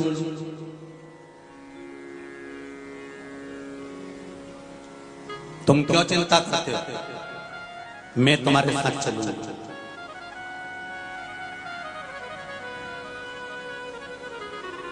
आप टेंशन मत लो। पति की आंख में से आंसू बहने लगा, इसको तो मैंने कभी पूछा ही नहीं था, इसको तो मैंने कभी आदर करा ही नहीं था, इसको तो मैंने कभी सम्मान करा ही नहीं था, इसके लिए तो मैंने कभी कुछ किया ही नहीं था। चौथे नंबर की पत्नी के लिए सामान ला कर दिया, लाखों रुपए उस पर खर्च कर दिए। दूसरे नंबर की पत्नी को ला कर दिया, तीसरे नंबर की को ला कर दिया, पर इसको आज तक कोई सामान लाकर नहीं दिया। इसके बाद भी ये मेरे साथ में जाने को तैयार बैठी है, उसके बाद भी ये मेरे लिए प्राण छोड़ने को तैयार बैठी है। तुम चिंता मत करो, मैं हूं तुम्हारे साथ। और व्यक्ति की ये चार पत्नियां किसी एक व्यक्ति की नहीं, अपन सबकी चार पत्नियां हैं। पहले नंबर पर ये आत्मा, मन, चित्त, वृत्ति, ये पहली पत्नी है इस शरीर की। दूसरे नंबर की पत्नी है हमारी दौलत, हमारी संपदा, हमारा वैभव, हमारा धन। तीसरे नंबर की पत्नी है हमारा परिवार, हमारा कुटुंब, हमारे दोस्त, हमारे रिश्तेदार। और चौथे नंबर की पत्नी है ये शरीर, जिस पर सबसे ज्यादा खर्च किया जाता है। बादाम किसके लिए खा रहे हो? शरीर के लिए। कपड़े किसके लिए पहन रहे हो? शरीर के लिए। आभूषण किसके लिए धारण कर रहे हो? शरीर के लिए। स्नो पाउडर, क्रीम, परफ्यूम, एक से बढ़कर एक साबुन किसके लिए ला रहे हो? शरीर के लिए। ये चौथे नंबर की जो पत्नी है ना, ये शरीर, ये तुरंत तुम्हारी प्राण छूटे और शरीर ने साथ छोड़ दिया। ये चौथे नंबर की पत्नी है, ये शरीर 1 मिनट में साथ छोड़ देती है, तुम्हारे साथ जाने को तैयार नहीं होती और कह देती है ले जाओ, ये आत्मा जाए, मुझे नहीं देना। दूसरे नंबर की पत्नी हमारा धन, हमारी दौलत, हमारी संपदा, हमारा वैभव, हमारी धन, ये दूसरे नंबर की पत्नी कहती है तू जिंदा है जब तक मैं तेरा हूं, तू जिंदा है जब तक मैं तेरा, और जब तक तू जिंदा है तेरे हाथों से जो तुझे करना है कर ले, तेरे हाथों से जो लुटाना है लुटा ले, तेरे हाथों से जो करना है कर सकता है, मैं जब तक जिंदा है तू तब तक। दूसरे नंबर की पत्नी कहती है कि ये धन, ये दौलत, ये संपदा कहती है कि तुम जिंदा हो तब तक मैं तुम्हारी हूं, और जैसे ही तुम मरोगे, दूसरे नंबर की पत्नी कहती है मैं दूसरे की हो जाऊंगी, मुझे तुझसे कोई मतलब नहीं, मैं दूसरी शादी कर लूंगी। ये धन और दौलत कहती है, ये संपदा कहती है, प्रॉपर्टी कहती है, जमीन कहती है, प्लाट कहता है, फार्म हाउस कहता है, हमारी 4-4 मंजिल की बिल्डिंग कहती हैं, ये गाड़ी और ये बंगला कहता है, ये हमारे शरीर पर पड़ा हुआ जेवर कहता है कि जब तक तुम जिंदा हो तब तक मैं तुम्हारी हूं, और जिस दिन तुम मर गए उसके बाद में मैं दूसरे से शादी कर लूंगी। मतलब जमीन जायदाद, प्रॉपर्टी, धन दौलत, लॉकर में पड़ा हुआ पैसा, बैंक में पड़ा हुआ पैसा, ये सब मैं दूसरे। ये दूसरे नंबर की पत्नी तुरंत शादी करने को तैयार बैठी रहती है, तुम मरे और वो दूसरी शादी कर लेगी। धन तुम्हारे मरते से दूसरे का हो जाएगा, मकान दूसरे का हो जाएगा, तुरंत नामांतरण पे दूसरा नाम चढ़ जाएगा, तुम्हारा नाम था भैरू किशन, आ गया लाल किशन, चढ़ गया दूसरे का। जा मकान पे तुम्हारा नाम लिखा था, तख्ती निकल कर दूसरे का लग जाएगा। फार्म हाउस पे तुम्हारा नाम लिखा था, बदल कर दूसरे का लिखा जाएगा। तुरंत ये दूसरे नंबर की पत्नी तुरंत दूसरी शादी कर लेती है, इसको देरी नहीं लगती शादी करने में। तुम मरे और ये धन दूसरे का हो गया, तुम्हारे मरते से तुम्हारे कपड़े दूसरे के हो गए, तुम्हारी ज्वेलरी दूसरे की हो गई, तुम्हारा वैभव दूसरे का हो गया, गाड़ी दूसरे की हो गई, दौलत दूसरे की हो गई, और संभाला किसने, रखा किसने, संजोकर किसने रखा, तुमने, और ये दौलत तुम्हारी नहीं हो पाई।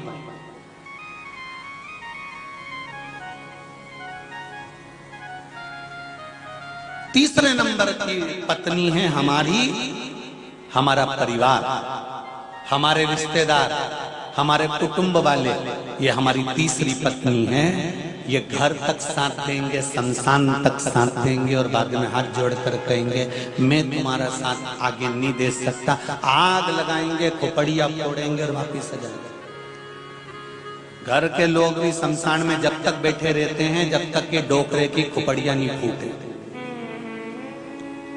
एक लंबा सा डंडा, बांस, जितने लोग बैठे हैं इनको मालूम होगा, तुम लोग तो शमशान जाती नहीं हो तो तुम्हें मालूम नहीं होगा, और जब जाओगी तब तुम देख नहीं पाओगी। तो ये लोग जो जाते हैं इनको मालूम है, इतना बड़ा बांस, उसमें इतना बड़ा लोटा, लोटे में भर दिया घी, और जब मुर्दा आधा जल जाता है तब जो समझदार वैज्ञानिक होते हैं शमशान के, वो इंतजार देख देख के पक गया, फिर दूसरा बोलता अभी कब पक गया, अभी तो खोपड़िया, बैठे रहो बैठे रहो।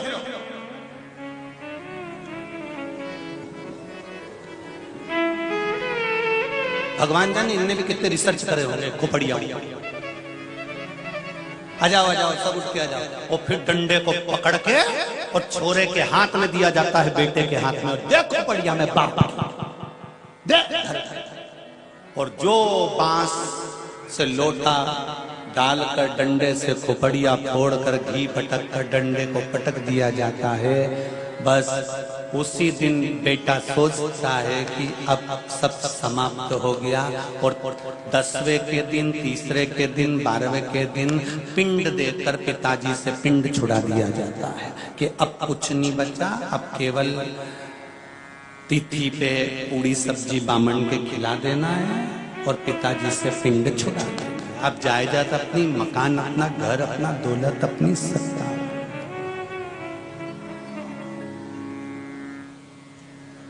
सब मतलब के यार हमने देख लिया, जितने नजर आते हैं। और फिर निवेदन करूंगा, शमशान में तुमको अकेला छोड़कर आ जाते हैं, कौन साथ देता है? जब छोड़कर चले गए आग लगाकर, कौन साथ देगा? केवल एक शमशान में रहने वाला मेरा देवाधिदेव महादेव, केवल एक शिव साथ देने के लिए बैठा है। अरे रायसेन वालों, तुम जिस नगर में रहते हो ना, ये नगर कोई साधारण नहीं है।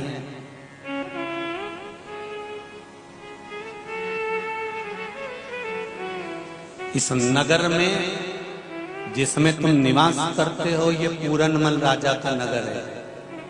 किसका नगर है? राजा पूरनमल, जिसकी धर्म पत्नी, पूरनमल राजा की धर्म पत्नी रत्नावली शंकर जी की परम उपासक है।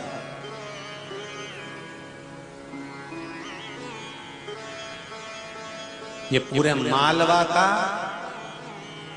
द्वार था, रायसेन मालवा का द्वार।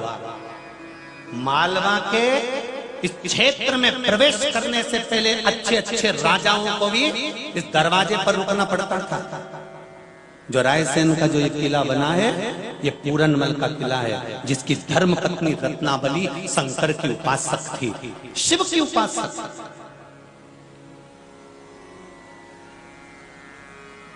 किस भूमि पर रहते हो, आपको इस चीज का अंदाजा है? सारी दुनिया में जितने शिवालय कहीं पर नहीं है, उतने रायसेन के आसपास के क्षेत्र में शिवालय है। पूरे रायसेन के क्षेत्र में देख लो, इधर भोजपुर, उधर हजारों शिवलिंग का, कहीं बेतवा नदी के शंकर का शिवलिंग बड़ा सारा, कहीं देखो तो हजारों शिवलिंग। जहां देखोगे रायसेन के आसपास के क्षेत्र में शिवलिंग शिवलिंग मिलेंगे। कोई साधारण भूमि है? जब रत्नावली राजा पूरनमल की सबसे सुंदर रानी थी, 3 रानियां और थी पूरनमल की, पर उसमें सबसे सुंदर थी रत्नावली।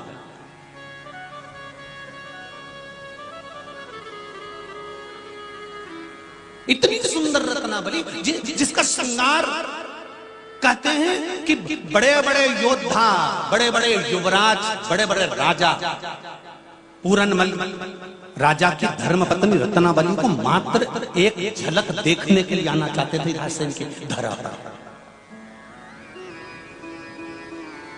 एक बार रत्नावली से पूछा था पूरनमल ने,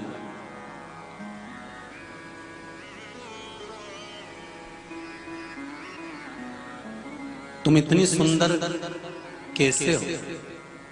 ये पूरनमल पति राजा पूरनमल अपनी धर्मपत्नी से पूछ रहा है कि तुम्हारी सुंदरता इतनी प्रबल कैसे है? शब्द सुनिएगा जरा रत्नावली। मैं आपसे भी कहूंगा कि रत्नावली को अहंकार नहीं आया था सुंदरता का। रत्नावली ने जो शब्द कहा था, वो शब्द आपके जीवन में उतरना चाहिए। जब पति ने अपनी पत्नी से पूछा कि मैंने ढेरों राजकुमारियां देखी, ढेरों रानियां देखी, पर आपके जैसी कोई सुंदर नहीं देखी, आपकी सुंदरता कैसे है? तो रत्नावली कहती है, मेरी सुंदरता मेरी नहीं है। मैं जिस शंकर को एक लोटा पानी चढ़ाती हूँ, ये शंकर की चमक मेरे चेहरे पर चमकती है, ये शिव की चमक।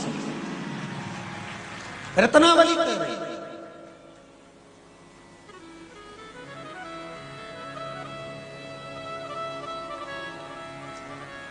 ये मालवा की पूरनमल राजा की रानी रत्नावली कह रही है कि मेरी चमक नहीं, ये शंकर पर जो लोटा भरकर मैं जल चढ़ाती हूँ, ये उसकी चमक है। ये चमक, ये दमक, फुलवन में महक, सब कुछ सरकार तुम ही से। आप में से कितने लोग हैं जब पैदा हुए थे तो अलमारी लेके आए थे? आप में से कितने लोग हैं जब पैदा हुए थे तो कपड़ा लेकर आए थे? आप में से कितने लोग हैं जब पैदा हुए थे तो धन लेकर आए थे? आप में से कितने लोग हैं जब पैदा हुए थे तो आपको मालूम होगा कि मेरा पूरा शरीर अच्छा है? ये तो शिव की कृपा है, शंकर की दया है कि उसने आंखें अच्छी दे दी। ये शंकर की दया है कि कान अच्छा दे दिया। ये शंकर की दया है कि पांव अच्छा दे दिया। ये शंकर की दया है कि हाथ अच्छा दे दिया। ये शंकर की दया है कि जिब्या अच्छी दे दी। ये शंकर की कृपा है कि नासिका के छिद्र अच्छे दे दिए। ये शंकर की कृपा है कि शरीर अच्छा दे दिया। अगर शिव की कृपा नहीं होती तो भोपाल के किसी 3 बत्ती चौराहे पर खड़े होकर कटोरा हाथ में लेकर भीख मांग रहे होते। ये शिव की कृपा है जो आज घर में बैठे। ये चमक, ये दमक, फुलवन में महक, सब कुछ सरकार तुम ही से। अच्छा शरीर दिया तो शंकर ने दिया है। अच्छे कुल में जन्म दिया तो शंकर ने दिया है। अच्छा परिवार मिला तो शंकर ने दिया है। अच्छा अच्छा पति मिला तो शंकर ने दिया है, अच्छी पत्नी मिली तो शंकर ने दिया है, अच्छा पुत्र पैदा हुआ तो शंकर ने दिया है, अच्छी बेटी जन्म ली है तो शंकर ने दिया है, प्लाट मिला शंकर ने दिया, जमीन दी शंकर ने दिया, गाड़ी दी शंकर ने दिया, और अच्छे घर में जन्म दिया शंकर ने दिया, भारत की भूमि पर पैदा हुए शंकर ने दिया, और सनातनी बनकर पैदा हुए हो ये शंकर ने दिया। कोई दूसरा नहीं दे सकता आपको, ये शिव की कृपा से पैदा हुआ।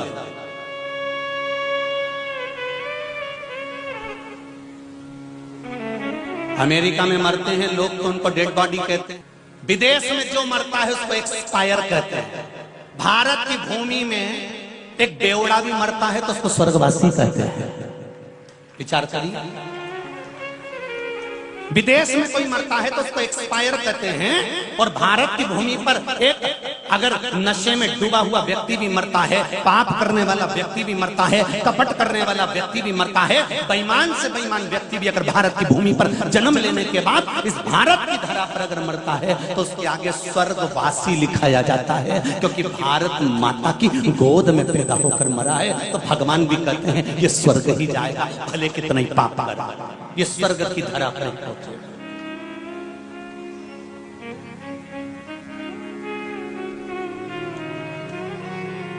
हरिचंदन है इस देश की माटी, तपोभूमि हर ग्राम है, हर बाला देवी की प्रतिमा बच्चा बच्चा राम है, जिसके सैनिक समर भूमि पर गाया करते गीता है, उसी माटी के हल्के नीचे खेली करती सीता है। चंदन है इस देश की माटी, तपोभूमि ग्राम है, हर बाला देवी की प्रतिमा बच्चा बच्चा राम है। ये वो भूमि है जहां पर देवता भी जन्म लेने के लिए तरसते हैं।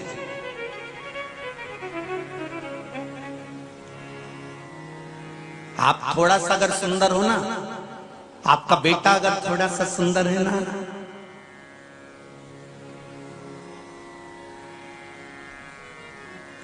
मेरे बेटे जैसा कोई नहीं।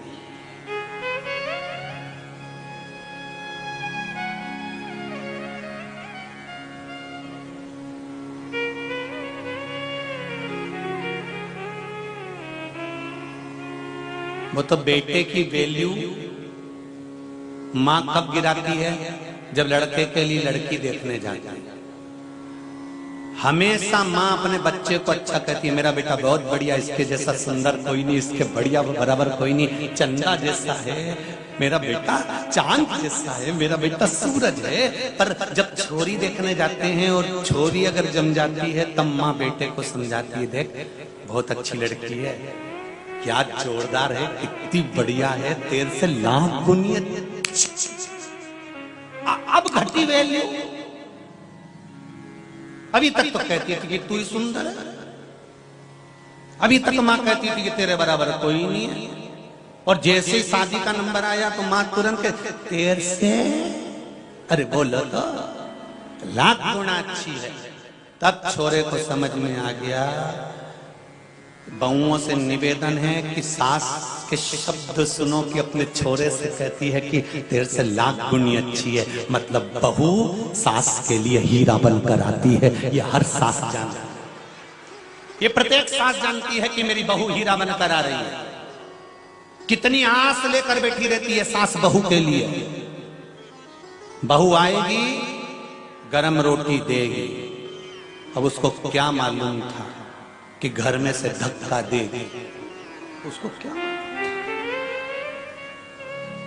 पहले बच्चों को डराते थे, बाऊ आ गया तो बच्चा डर जाता था। आज के जमाने में बुढ़ों को डराना हो तो कह दो बहू आ गई, बेचारी खाती खाती है, अभी कहां से, अभी तो गई थी, अभी कहां से, छुट्टी मनाने गई थी। वैसे ही तो कोरोना में कोई नहीं जा पाया, अभी अभी तो जाना चाहता था। 2 साल तो पूरे कोरोना में यही प्राण खाए हैं जगदम्बा ने, अभी गई थी।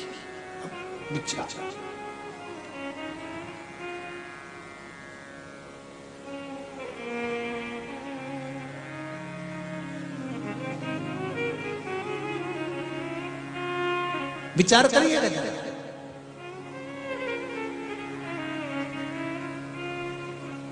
रत्नावली से पूछा तुम्हारी सुंदरता काय से है? तो रत्नावली कहती है मैं शंकर की आराधना करती हूँ, मैं शिव की आराधना करती हूँ, मैं भगवान का भजन करती हूँ। ये शिव आराधना का फल है जो मुझ में सुंदरता है। और आपसे भी कहेंगे अगर आप सुंदर हो, आप अगर सुंदरता में बने हुए हो, चाहे पुरुष हो चाहे स्त्री हो, उसके चेहरे पर अगर चमक है, बहुत ध्यान देना महाराज, क्रीम की चमक 2 महीना 3 महीना 15 दिन की रहती है और अच्छे कर्म की चमक मरते दम तक रहती है। अंतिम क्षण तक चेहरा चमकता रहता है। जिसने अच्छा करा होता है उसके चेहरे पर तुम देखना, कोई मरता है ना तो उसको कपड़े पहनाते हैं तो बॉडी भी सुंदर नजर आने लगती है, क्योंकि कर्म अच्छा करा।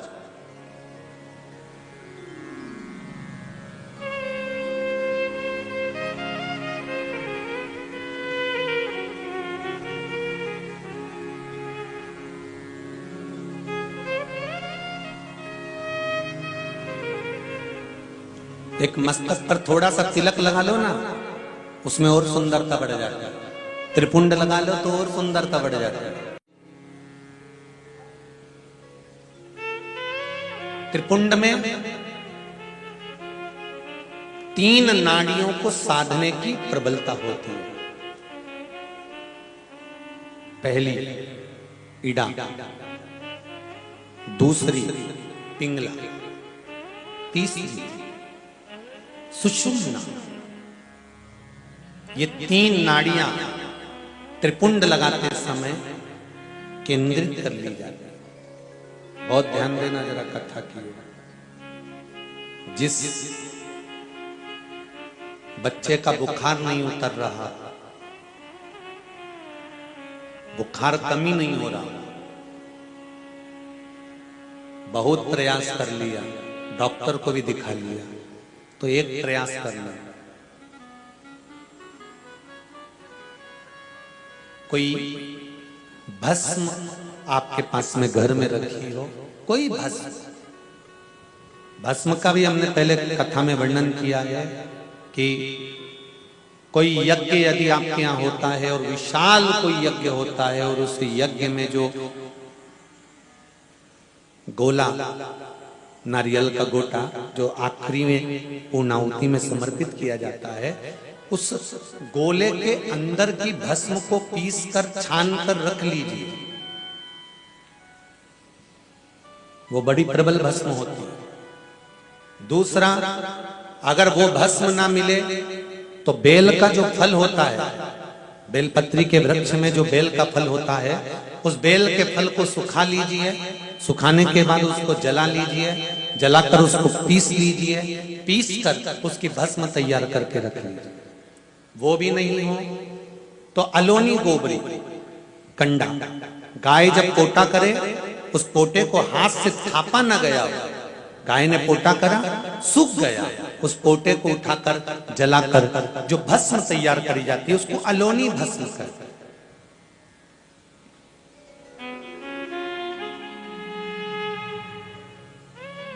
इन 3 में से कोई सी भी भस्म आपके पास में रखी हो, शंकर भगवान को समर्पित कर दो, उठाकर लिया, त्रिपुंड लगाओ शंकर भगवान पर, और त्रिपुंड लगाने के बाद में उस भस्म की त्रिपुंड के बीच वाली लाइन की उंगली को लेकर जाओ और जो बच्चे को बुखार आ रहा है उसके मस्तक पर 3 रेखाएं उसके सिर पर उस त्रिपुंड को उसी मात्रा से खींच दीजिए। 5 से 10 मिनट के बाद एक गीले कपड़े से उस बच्चे के शरीर को पोंछ दीजिए, साफ गीले कपड़े से। 20 मिनट 15 मिनट के अंदर बुखार समाप्त हो जाएगा, बुखार उतर जाएगा। भस्म का प्रयोग।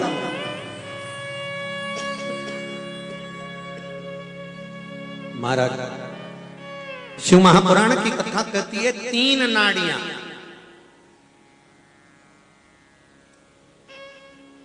और उसमें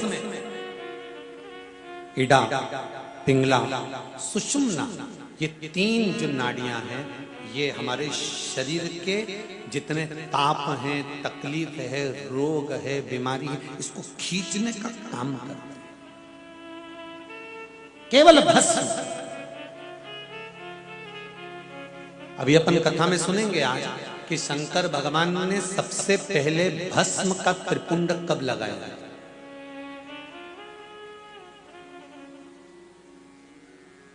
भस्म का त्रिपुंड कब धारण करा था? शिव पहली बार भगवान शंकर।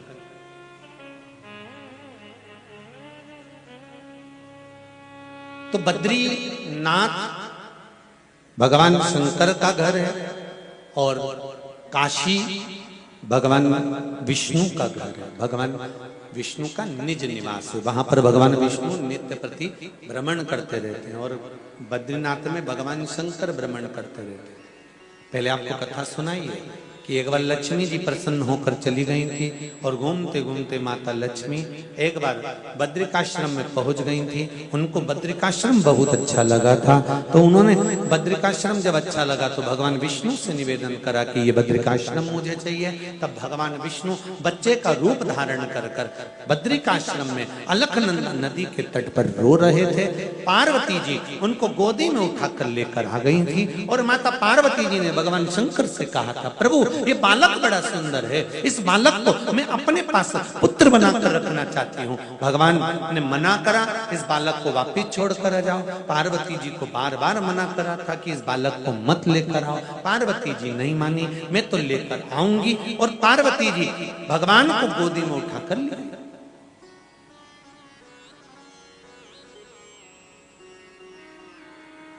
भगवान शंकर और पार्वती भ्रमण के लिए जाते हैं। आज इस बालक को कैसे लेकर जाएं? तो बालक को अंदर छोड़ दिया, दरवाजे लगाकर घूमने चल दिए। वापिस लौट कर आए तो अंदर से दरवाजा बंद था। खोलने का प्रयास किया गया पर दरवाजा नहीं खुला। पूछा क्या बात है? पार्वती जी कहती हैं अंदर कोई है जिसने दरवाजा बंद कर लिया, खोल नहीं रहा। जब दरवाजा खोला तो भगवान विष्णु और लक्ष्मी अंदर थे। नारायण और लक्ष्मी ने माता पार्वती और भगवान देव महादेव से कहा कि ये घर हम रखना चाहते हैं, ये बद्रिकाश्रम हम रखना चाहते हैं। पार्वती जी की आंख में आंसू भर गए। पार्वती जी रोती हुई बोली, अपन कहाँ जाएंगे, अपन कहाँ जाएंगे? शिव जी बोलते हैं कोई बात नहीं पार्वती, अगर भगवान विष्णु और लक्ष्मी जी का मन यहां रहने का है तो ये यहां रहे, अपन केदारनाथ में चलकर रहेंगे। जरा देवताओं का प्रेम देखिएगा, देवताओं की वात्सल्यता देखिए, देवताओं की करुणा देखिए कि कितना वात्सल्य, कितनी करुणा, कितना प्रेम भरा है देवताओं में। जरा वो समझिएगा। भगवान शंकर ने अपना घर भगवान विष्णु को दे दिया।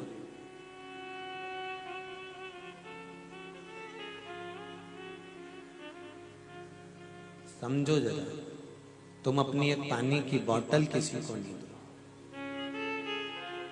घर तो जाना।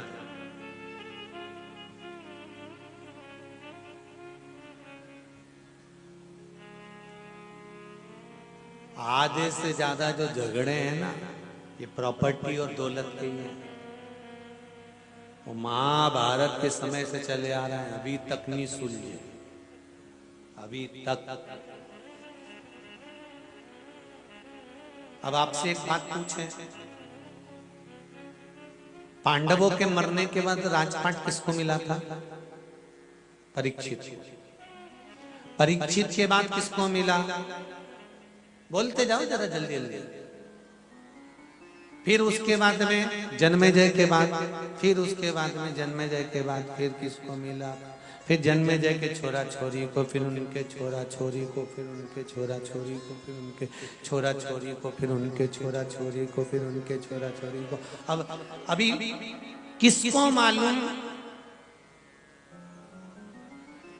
कि वो राजपाट किसके पास है?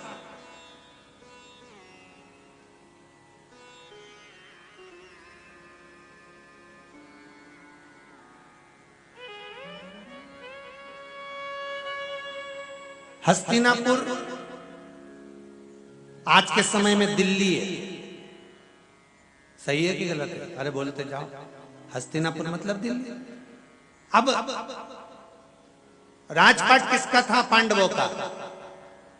कौरवों से पांडवों के पास आया, पांडवों के पास में उनके पुत्र के पास, उनके पुत्र के पास, उनके पुत्र के पास, उनके पुत्र के पास, उनके पुत्र के पास, उनके पुत्र के पास, उनके पुत्र के पास। अब आज के समय में राजपाट किसके पास? कहां किसको मालूम था? उसी तरह हम तो हमारी जायदाद के लिए झगड़ा कर लेते हैं अपने भाई और बंधुओं से, अपने स्नेहियों से, अपने प्रेमियों से, अपने कुटुंबियों से, पर कितने दिन कोई याद करेगा? कितने दिन तक वो प्रॉपर्टी हमारी रहेगी? मर के चले गए, चले गए, चले गए, चले गए, अंत में फिर नाम तक समाप्त हो जाता है। बेटों का नाम, बेटों के बाद पोतों का नाम, पोता के बाद पर पोते का नाम, नाम गया, नाम समाप्त। धीरे धीरे वो सब समाप्त।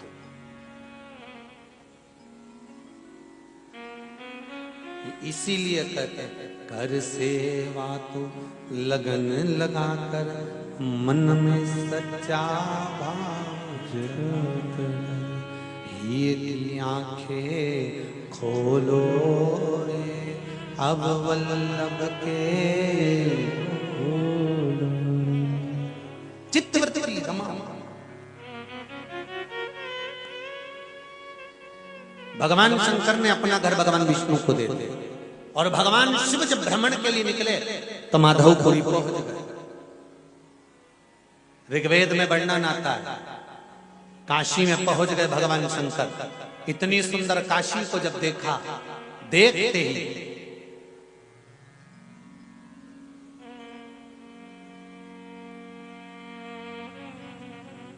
देखते कपाल मोचन पर जब भगवान शंकर पहुंचे तो भगवान शंकर के ऊपर जो ब्रह्मा जी की हत्या का दोष लगा हुआ था वो काशी में कपाल मोचन पर जाकर छूट गए।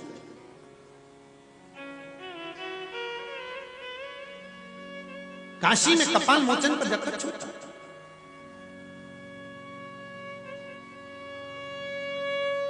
कोई अगर धन लेकर चले गया, पैसा लेकर चले गया, व्यापारी कोई पैसा ले गया और तुमने बहुत प्रयास किया, बहुत प्रयास किया, नहीं मिला, अंत में एक प्रयास तो कर सकते हो कि मूंग के दाने शिव जी को समर्पित कर कर, नंदी के पास रखकर बेलपत्री को तो समर्पित कर सकते हो। फिर पैसा आना, लौट कर आना, कितना भी कर जाओ, कोई धन लेकर भाग भी गया तो भी करो।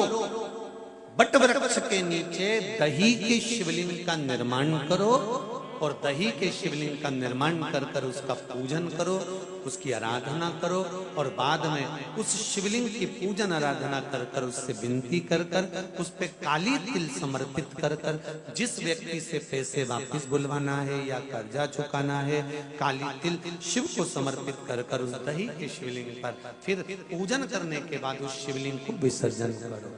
बाबा से 5 सोमवार तो करो, छठे सोमवार से पैसा तो बाबा ला कर देना चालू कर देगा। वो कहीं पर भी गया,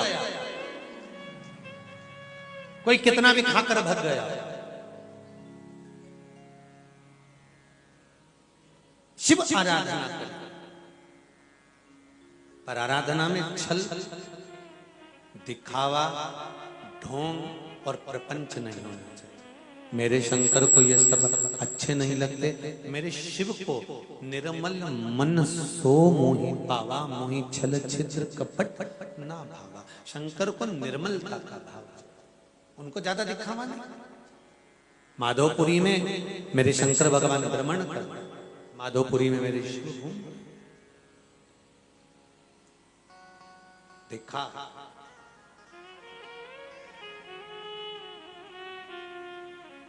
और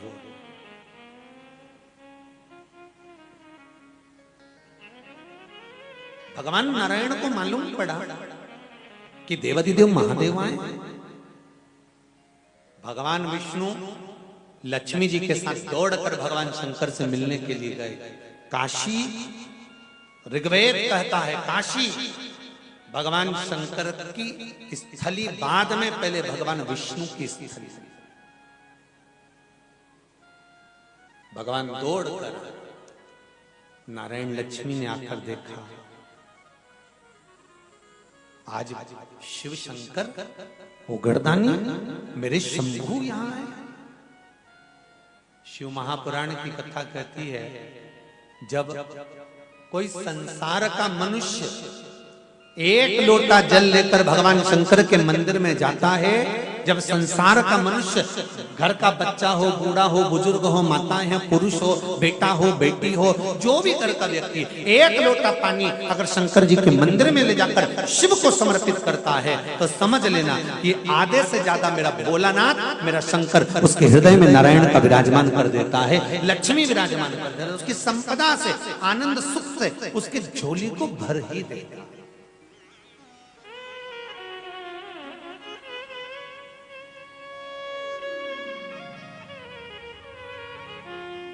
क्या मिलता है शंकर जी का नाम लेने से? क्या मिलता है शिव महापुराण की कथा सुनने से? क्या मिलता है शंकर के दरवाजे जाने से? क्या मिलता है शंकर भगवान पर एक लोटा पानी चढ़ाने से? क्या मिलता है शंकर जी को एक चावल का दाना समर्पित करने से? क्या मिलता है शंकर भगवान पर एक बेलपत्र चढ़ाने से? क्या मिलता है शंकर जी को एक पुष्प की पंखड़ी भी अगर हमने समर्पित करी है तो क्या प्राप्त होता है? यहाँ तक वर्णन है कि शंकर के मंदिर में अगर झाड़ू भी लगाई है, पोछा भी लगाया है, सेवा भी करी है, तो उसका फल क्या मिलता है? महाराज, उसका फल क्या है?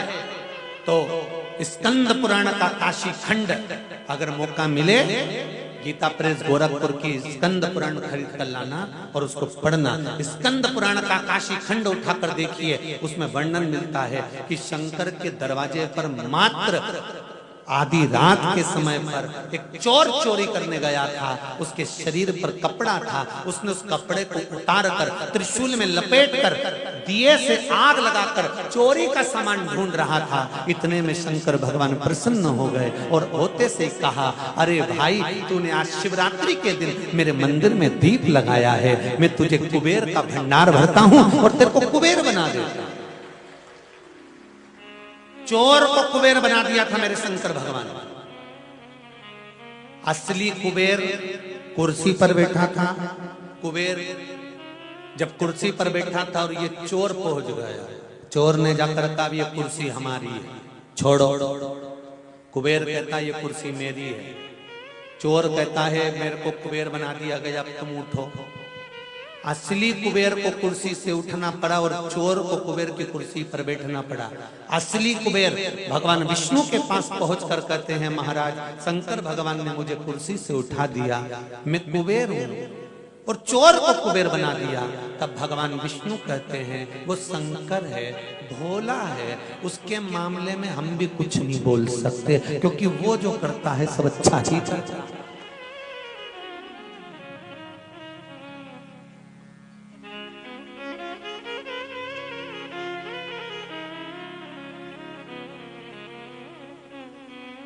अब चोर को कुबेर बना दिया। कुबेर के खजाने में से कोई चोरी होगी? अरे जम के तो बोलो, दम के तो बोलो।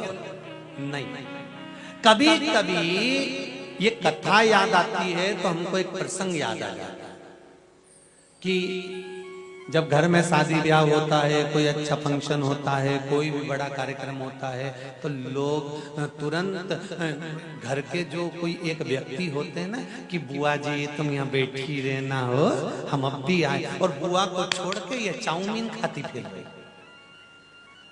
बुआ को छोड़ के ये पूरी बफेट निपटा रही, बड़ी क्लिप मिली लगा के 1 घंटे तक पेंसिल से लाइन खींच के डब्बा भर के और आग पे इसका जन क्या क्या लगा लोगों को बढ़िया खूब एंजॉय कर रही पूरी शादी।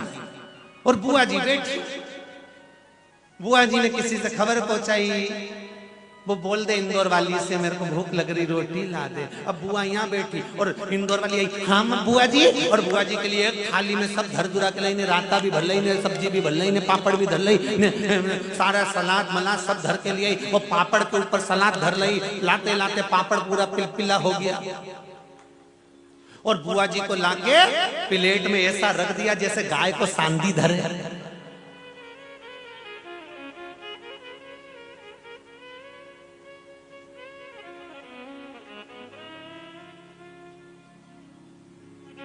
प्लेट में जगह नहीं थी तो गुलाब जामुन के ऊपर जलेबी धर दी, सब लाके बुआ जी को दे। बुआ जी तुम हमारे घर की बहुत समझदार हो बुआ जी, आप